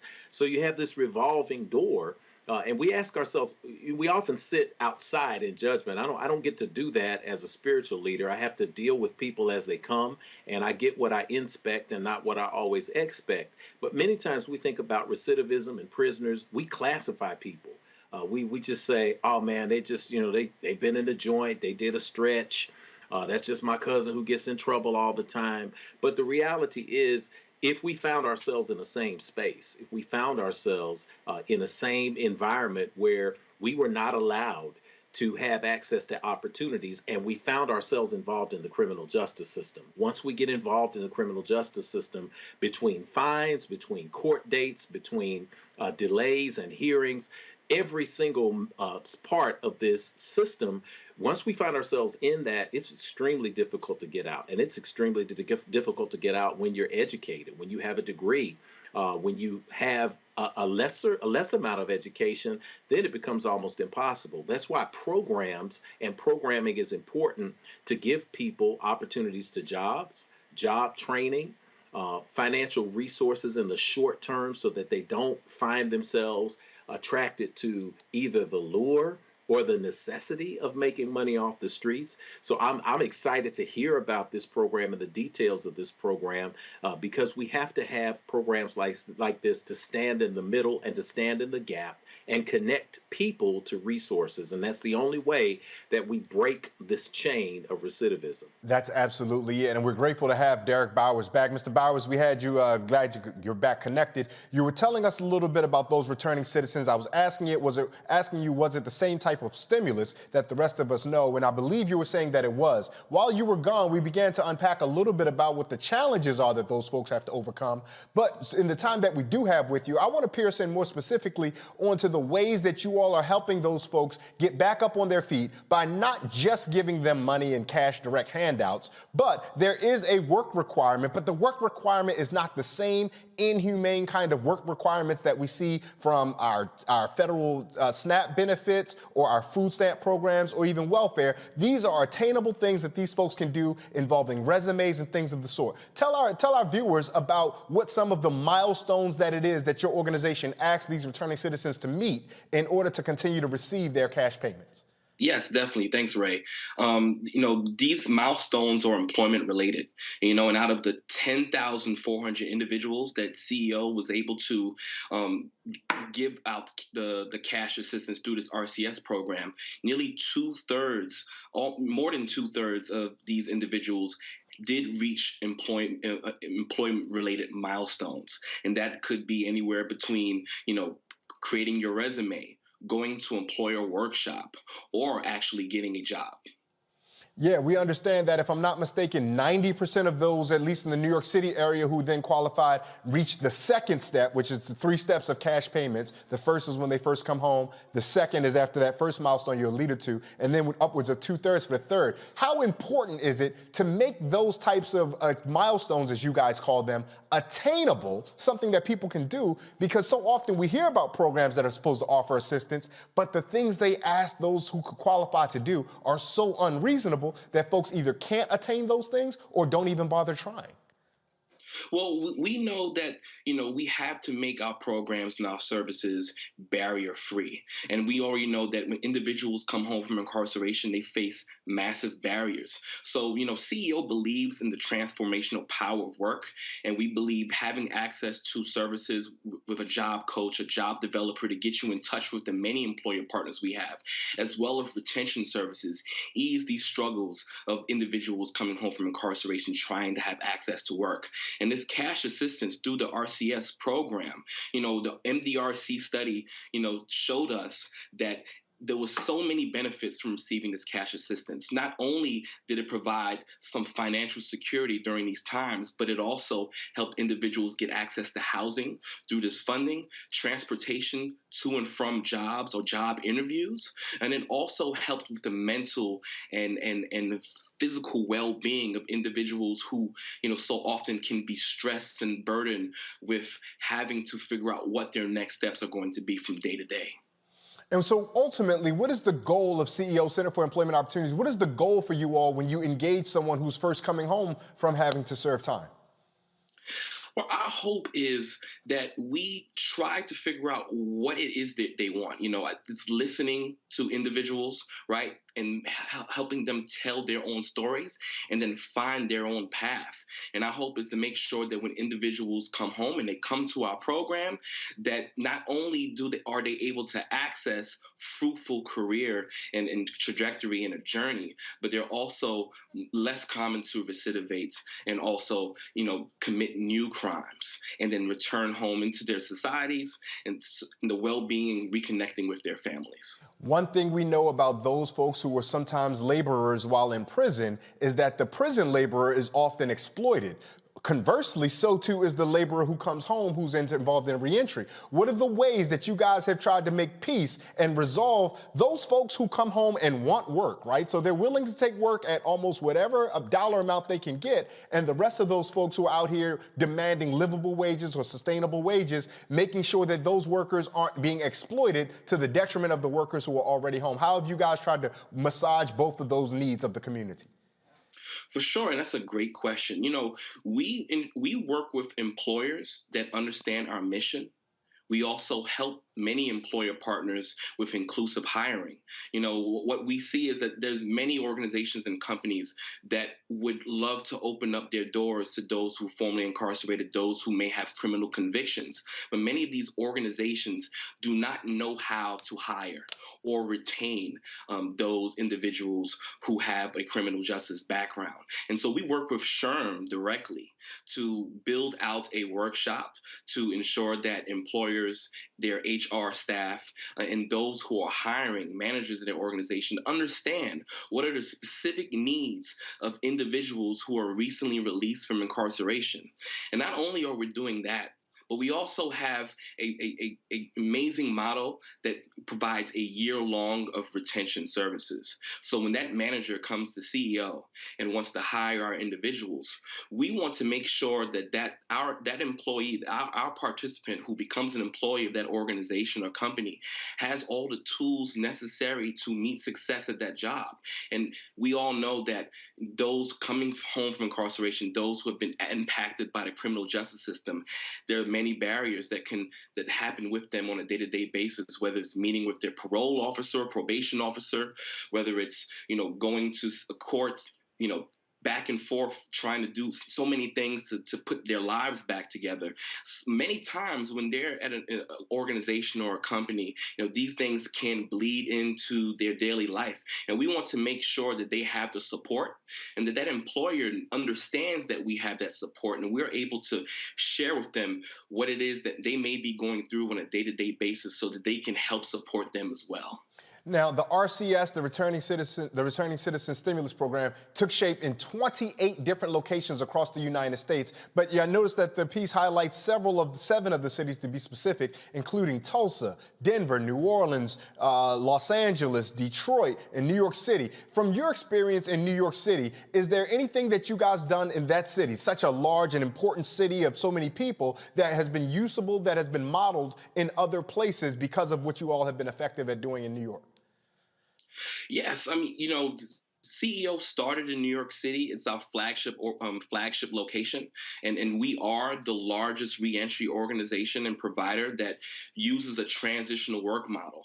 And what we are doing in New York City is that, specifically in our program, outside of this RCS initiative, our model is to provide individuals with transitional employment. So, and what that means is that when an individual enrolls into CEO, they have immediate access to many of our transitional work sites throughout the country. In New York City specifically, upwards of 30 to 35 transitional work sites that are working throughout the 5 boroughs in association with city and state agencies, providing supplemental maintenance and labor to these agencies in order to provide immediate training, paid training, and immediate paid employment to a participant in our program. So at the end of each shift, they're seeing money transferred to their bank card every single day. We run payroll for thousands of individuals in our program because we know how hard it is to be able to get your life together, be able to go out and find a job,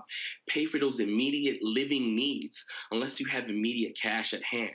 And working every day and getting paid at the end of each shift is the most important part of our model. I got one more question for you before we bring our panel in to converse with you. I know you didn't have the opportunity before, but I appreciate that you talked about daily pay, because so often when people start jobs, particularly if you're a young person coming out of college or whatnot, you sign a job, you're excited, I'm gonna make X amount of money, and they say, see you in 3 weeks. And you tell that to somebody who's a returning citizen, they may find some other ways to get their hands on immediate cash in the meantime. Was that one of the reasons that you all understood how valuable that end of shift pay would be, particularly for this population?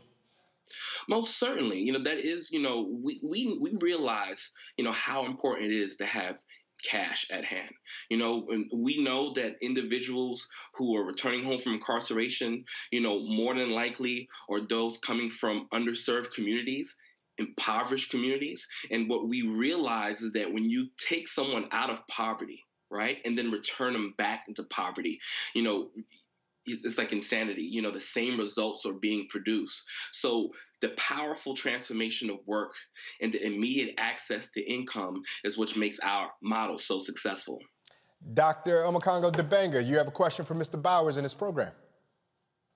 Yeah, so first of all, Mr. Bowers, you're doing incredible work, and we really, really just want to commend you for your dedication to this.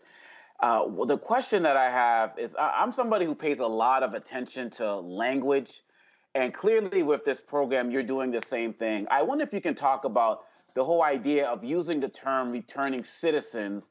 When I was growing up, it was ex-con, then ex-felon, and, people talked about the stigma relating to that. It seems like you're very selective in the language that you use, returning citizens coming home. Could you speak to a little bit about that, the language and stigma associated with this? For sure. I would love to speak to that. And, I think that the one thing, the immediate thing that we realize with individuals returning home from incarceration, and what we need the rest of the country to realize, is that they're our citizens. They're our friends, our brothers and sisters, our relatives, our co-workers, our neighbors, and so we can't forget about them. We can't forget about their humanization, right? And so what sometimes we see with the stigma of being incarcerated is when individuals return home, that stigma stays with them for much longer. Even after they've redeemed themselves, they've paid their dues to society, they're ready to come back and be a part of society, be a part of their families, be a part of their communities, and be an important asset to those communities. And so the first thing we want to make sure is that we recognize their humanity as we're helping them get back into society. Dr. Malveaux, offering any questions for Mr. Bowers in the program that they're working? Sure, I'm excited about this program. Let me give my own institution a shout out. Cal State LA has a program where we just graduated 40 incarcerated people into a BA program. They're now Cal State LA graduates, and there are a whole bunch of services and resources for them. 40 is a very small number, but on the other hand, it's a huge number. And so I got to shout out my provost, Dr. Jose Gomez, who has basically instituted this program. I want to know from you, are there there are not very many programs like this, but there's some. There were more in the 80s, and then, the crazy people took over and they took programs away. But where else would you shout out programs that allow people who are incarcerated to get a path to productive life through higher education?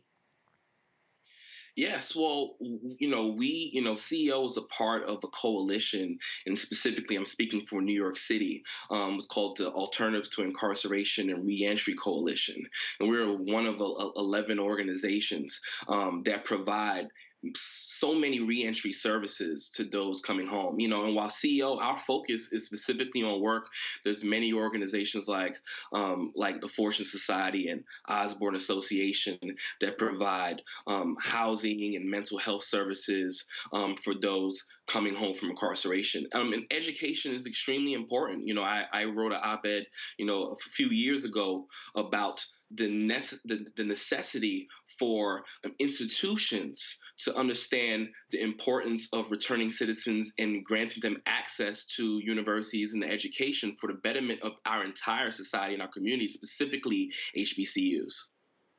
And Reverend Carr. Thanks, man. And I'll be brief because I had a little say-so while we were hooking you back up to tech, Brother Bowers. First off, thanks for everything you're doing. Again, to add to what Dr. Omekongo said, reframing the language so that we're talking about returning citizens is very important because it reframes the way we treat people when we interact with them. Let me ask you about, in that tradition of reframing language, in another iteration, I would say, what are the unique challenges that you face when trying to get an employer to be a part of the program and to deal with the stigmas? And that would be, I guess, in this language, what are the unique opportunities that you have? If I'm a new employer and I say, hey, I want to be involved in hiring some returning citizens, what are some of the first things that you have to deal with me on to get me to be able to be a great partner? Yeah, that's a great question. I think the first thing is understanding the culture of your organization, right? And the values, right? And the values align with, our mission, and the mission is second chances and redemption, and believing in the power and development and the growth of everyone, no matter their background. You are a great partner to CEO. And also, educating, employers and our partners more on the value of returning citizens in the workplace. We see that individuals who recently released from incarceration and accessing employment, they're more likely to retain that, to stay at that job. They're more likely to be on time. And then when we've done interviews with employers throughout the country, those employers have stated that individuals who recently released from incarceration, now returning citizens, are just as valuable and just as capable as any other individual that they've hired. Once we're able to educate those employers and partners through that, and then moving them past the stigma, and then seeing our program up close, through our transition to work program, through our success stories, they are more likely, more comfortable with working with us because, the individuals, this population, this pool of Americans who, 600,000 individuals return home from incarceration every single year and millions more from local jails. These are the individuals who will help us get through, the economic issues that we're having today, especially with the Great Resignation. They're the individuals who will take these jobs and will be able to take us into the next wave of what the workforce should look like. Ashe, good brother Bowers, ashe. Where can folks find or follow you if they want to know more about what the organization is doing, more about what you're doing? How can they stay plugged in? Yes, you can go to www.ceoworks.org to learn more about CEO. If you want to donate to the program, or if you have interest in, starting a location in a place that has tremendous need, we would love to hear from you. Again, that's ceoworks.org, and that is both for donations, that is both for support if you want to start it, and if you are a business owner who has a conscience and a commitment to justice. That's Derek Bowers. Mr. Bowers, thank you so much for your time this evening and joining us on Roland Martin Unfiltered, streaming live on the Black Star Network. Thank you, Ray. You're watching Roland Martin Unfiltered, and we have much more coming up for you on the other side of this break. You stay tuned. We'll be right back.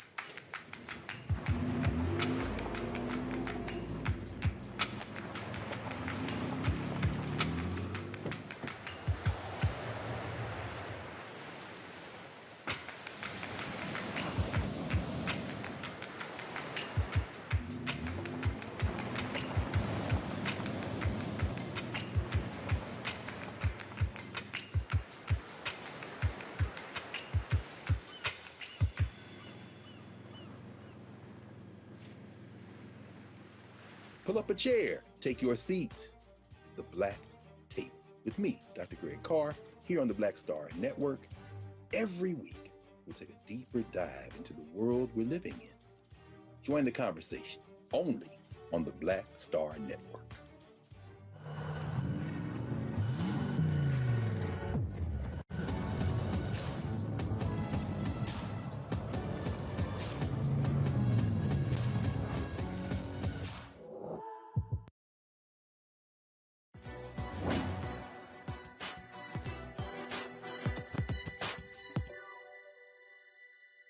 Once you know who you are, you don't have to worry anymore. Poet Nikki Giovanni.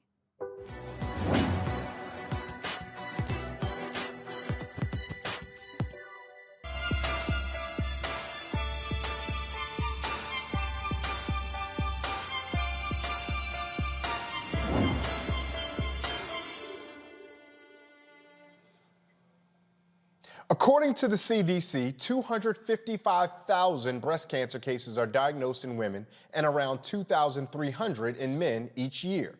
Those numbers tell us that breast cancer is the leading cause of cancer-related deaths among women. There is a 1 in 8 chance that a woman will develop breast cancer. Breast cancer has the highest mortality rate of any cancer in women between 20 and 59. African American women have a 31% breast cancer mortality rate. That is the highest of any racial or ethnic group. Breast cancer incidence is higher among African American women younger than 45. Younger African American women are more likely to present with triple negative subtype of the disease, which is more aggressive and associated with a higher mortality. Triple negative breast cancer is diagnosed more often in American women of African descent, and these numbers motivated CEO and co-founder of Touch, the Black Breast Cancer Alliance, Ricky Fairley, to create a space for everyone working on the common goal of eradicating Black breast cancer. And she joins me now. Ricky, thank you so much for making time to join me here on Roland Martin Unfiltered, streaming live on the Black Star Network.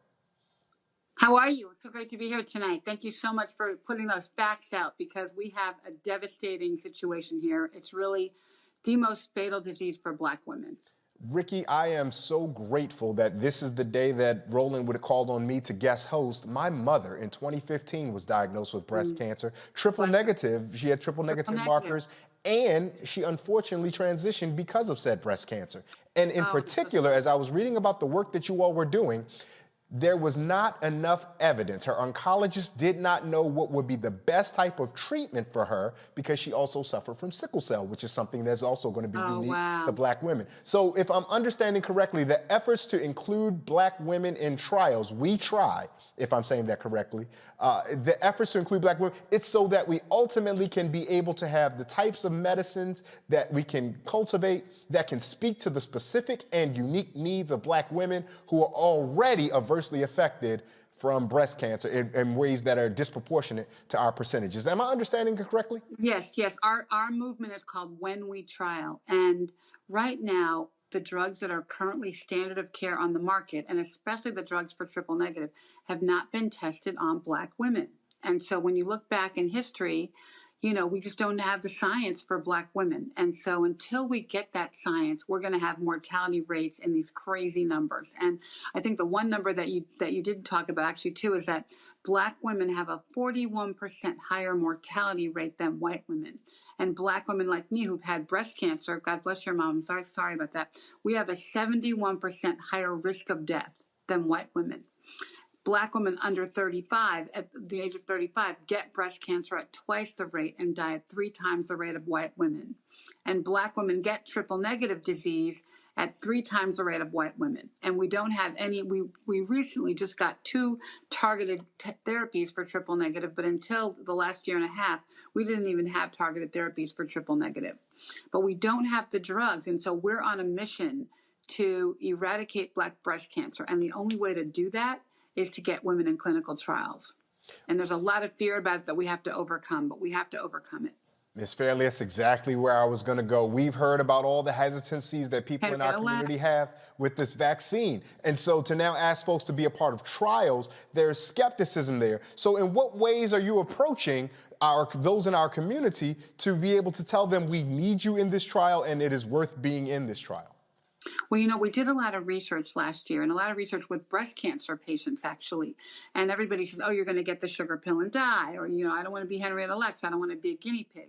But there's so much safety now in place because of that bad history. A doctor would be under the jail to give you a sugar pill. And there's no sugar pills in cancer research. You're either given standard of care, which is a drug that's currently on the market, or possibly a new drug or drug in combination with the standard of care. You know that Advil you took last week for a headache? Guess what? It was in a clinical trial. You know that Tylenol you gave your baby? It was in a clinical trial. And frankly, in a clinical trial, you get better care. You get better supervision. You get more scans. You have more people watching over you. And if anything could possibly, you know, go wrong, they will quickly change you to a therapy that's going to work better for you. So it's really a safe place to be. And frankly, you know, Black women have done amazing things. And we need to do an amazing thing here and take care of each other. And we need to do it for our daughters. I work for my 3 granddaughters. They're 4, 2, and 10 months. That's what I work for. I do not want them to go through what I went through with this. And we have to get the science. We have to advance it. The science that you laid out seems really evident, but quite honestly, Ms. Fairley, there are those folks who they have never had any space in their life that they've actually lived in and trusted science and information. So we trust those things that have positively rewarded us. If we've never had that positive interaction with science, we don't go to the doctor as regularly as we maybe should. If we don't take any aspirin, which some of those folks will say, nope, I'm not putting anything in me. Right. How do we get to those folks? But you get in your car every day. You get in your car and you drive, and that's science, right? You go to the grocery store and you buy food that was, you know, that was processed in some way to get to the grocery store for you. You know, we touch science every day in some way. Anything you eat, drink, consume, drive, whatever, your sneakers that you wear, they were designed by science, right? And engineering. So it's not something that should be foreign to us, but it is scary. But you know what? We're dying. What's scarier? Is it dying? What's scarier? Do you want to die from breast cancer? And guess what? White women are not dying to the numbers that we are. And Black women deserve better. We deserve better drugs. We deserve better treatment. We deserve better access to care. And we have to ask for it for ourselves, because white doctors are not inviting us to be in research. And they're not explaining it effectively to our patients. So we have to advocate for ourselves and ask for it. We have to ask for the best treatment. We have to ask our doctors to treat us like they would treat their own family, right? That's what health equity is to me. Treating me like you would treat your mom, your auntie, your grandma, your daughter. So many of us become advocates for this type of thing once we've been affected. If it's my mother, or if it's your lived experience, somebody else's, as you said, aunt or grandmother. How do we encourage those to get involved who may not have yet had that awful pall of cancer touch their family or life? Well, we need to know about clinical trials way before we need one. And we're trying to make this a kitchen table conversation. And you said it earlier, Black people, we don't talk about health. We don't talk about until somebody's dead or dying, right? We need to bring it to the kitchen table. So we're actually educating young Black women. We have an HBCU internship program because I believe that young women are going to bring these conversations to their moms and their grandmas. Hey, Mom, did you get your mammogram? Hey, Grandma, what's her story? And make these conversations happen. But we want our When We Trial movement to educate and talk to women in a way that's understandable and relevant. So when you go to our website, whenwetrial.org, you're going to find pronouns like we and us, not you and them.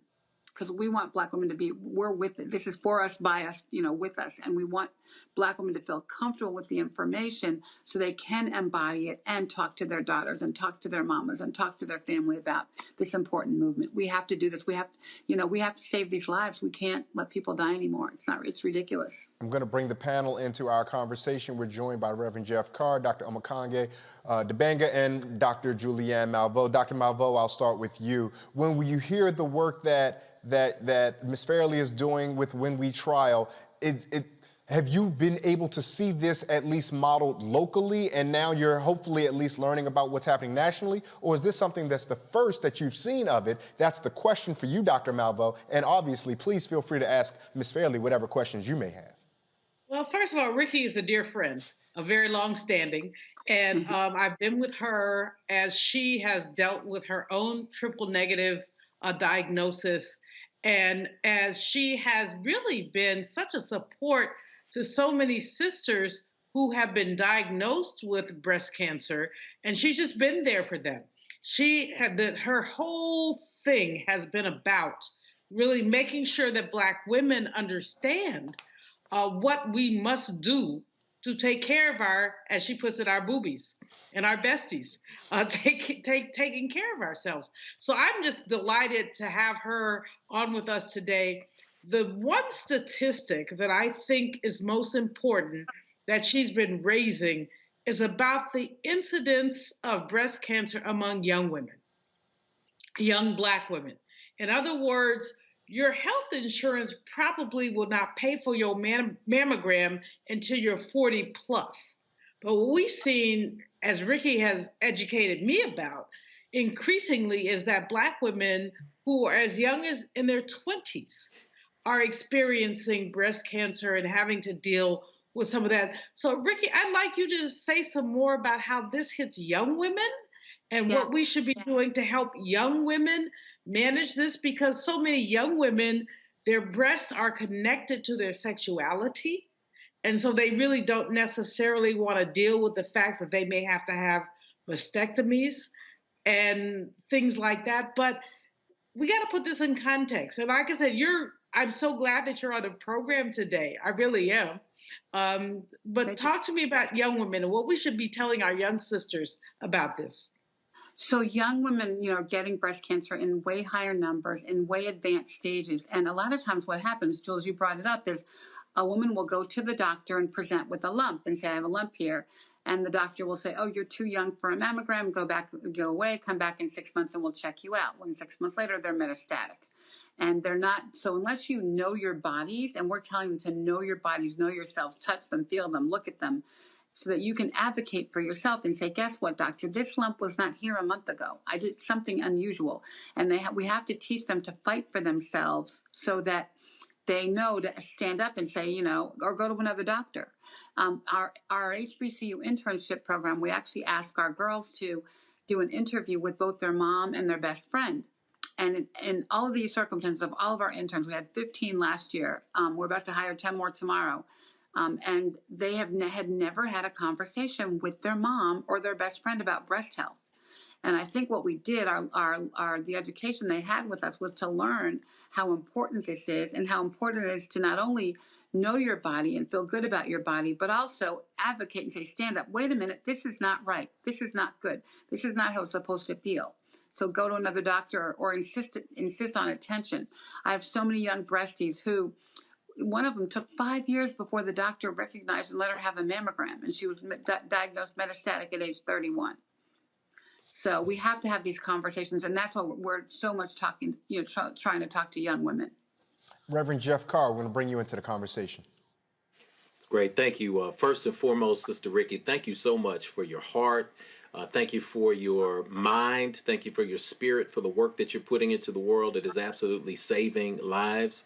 I'm proud that Meharry Medical College here in Nashville, Tennessee has a Center for Women's Health, and they provide free mammograms for people. We try to get people to go and be there and to take advantage of this. As a spiritual leader, I've sat next to people when they're in chemo treatment and they're going through and they're dealing with all of the psychological issues that they're dealing with.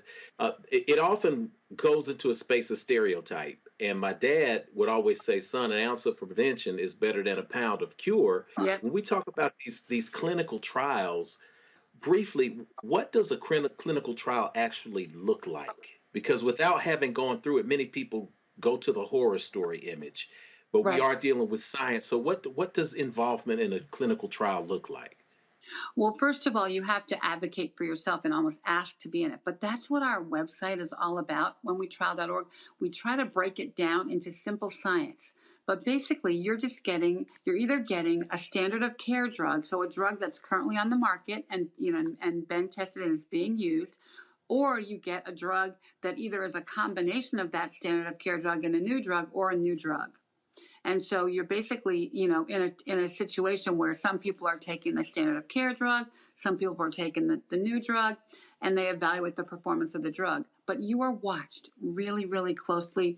You have a lot more scans than taking normal chemo, and people are all over you trying to just see what the side effects are like, what's happening in your body, whether it's working, whether the efficacy is there. And so it's really almost a safer environment to be in than regular chemo, because so many people are all over you and you're getting so much testing around you. So it's really, really safe. And at any given moment, you can get out of a trial. You don't have to stay in it. If you're not feeling it, if you don't think it's working for you, you can get out. But right now, we only have 3% participation in breast cancer trials. So that's zero. So that means none of these black bodies are being tested with these drugs. And if they don't, if they're not working, I took the standard of care and I had triple negative, and the 3 standard of care drugs didn't work for me. My cancer came back within a year, and I ended up going on some experimental drugs to save my life. And my doctor gave me 2 years to live. I'm on 10. Jules knows that. So I'm a miracle. I'm very blessed to be here. So I know I have to do this work. I know God left me here to do this work, and so it's so important. But it's really not that difficult. And in our website, we really do try to break it down. And we have some amazing doctors that we work with that can explain it. If anybody wants to know and know more, just call me, text me, email me, and we will get you all the education we need, because it's so important, so critical. Dr. Omekongo, I want to give you the last word on this conversation. I want you to get in and offer your comments or your questions that you may have for Ricky Fairley. Yes, and Ms. Fairley, first of all, you said you're a blessing and a miracle, but not only that, you're a blessing and a miracle for so many others. I mean, the work you're doing is like literally life-saving. And so just commend you for just everything you're doing. I'm thinking about, in addition to the clinical trials and the participation that we need as it relates to that, I hear so much about what you can do to prevent things like diabetes and heart disease and the like, but I don't hear people talk about breast cancer and things that maybe we can do in our earlier stages to maybe prevent this from happening, so we don't get to the deeper stages. So are there some preventative things that just the average person should know about things they can do on a daily basis to maybe help prevent breast cancer from even happening?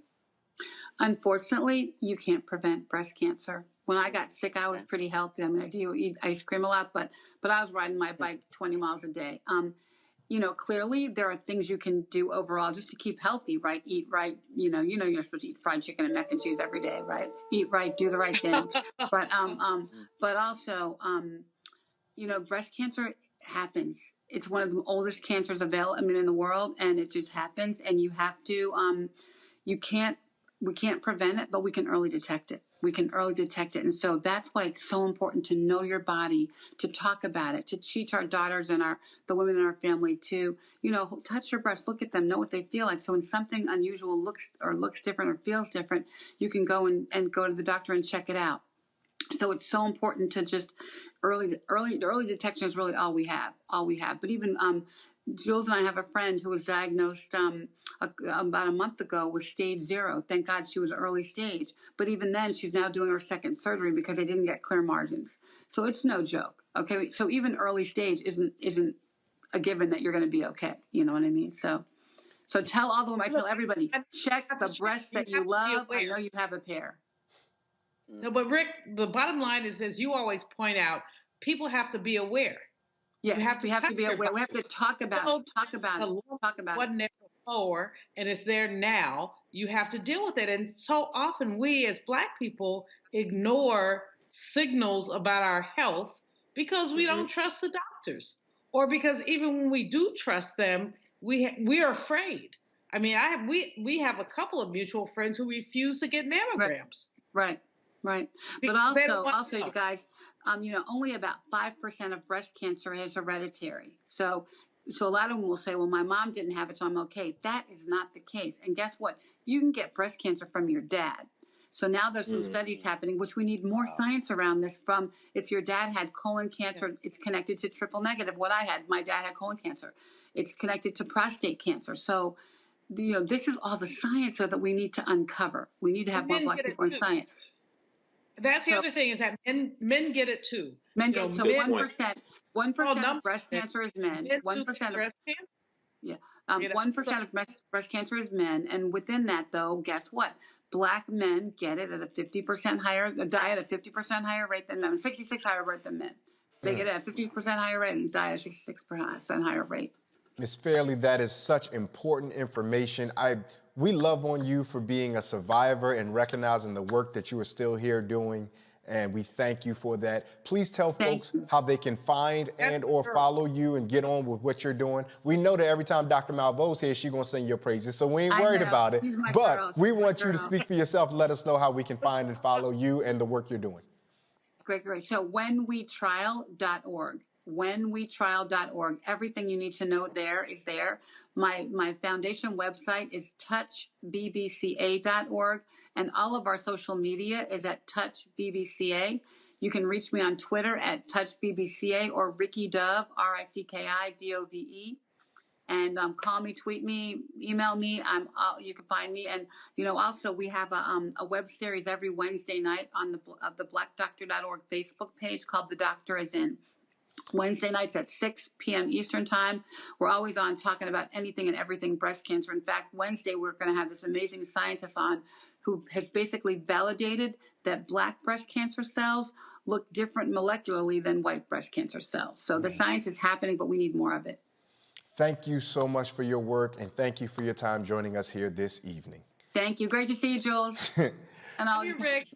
Well, you know what? We're all done with our panel. So Jules, Rick, you guys get on the phone and go give each other a call, chat about what we did. Thank you, Dr. Omekongo. Thank you, Reverend Jeff Carr. We appreciate all of you being here. And in the host chair, nice to meet you. I just want to take a moment of personal privilege to shout out some survivors in my life, Miss Renee Nash, Miss Marietta English, and my friend, Miss Melissa Varner. Long live my mama, Olivia Cherry. Ashe. Amen. Amen.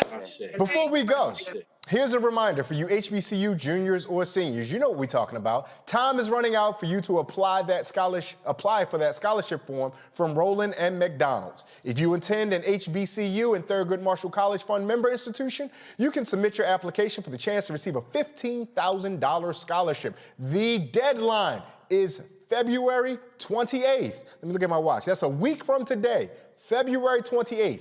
Go to tmcf.org for details on how to apply. Now, in addition to the free money, scholarship recipients will also have the opportunity to engage with McDonald's executives working within their respective fields of study.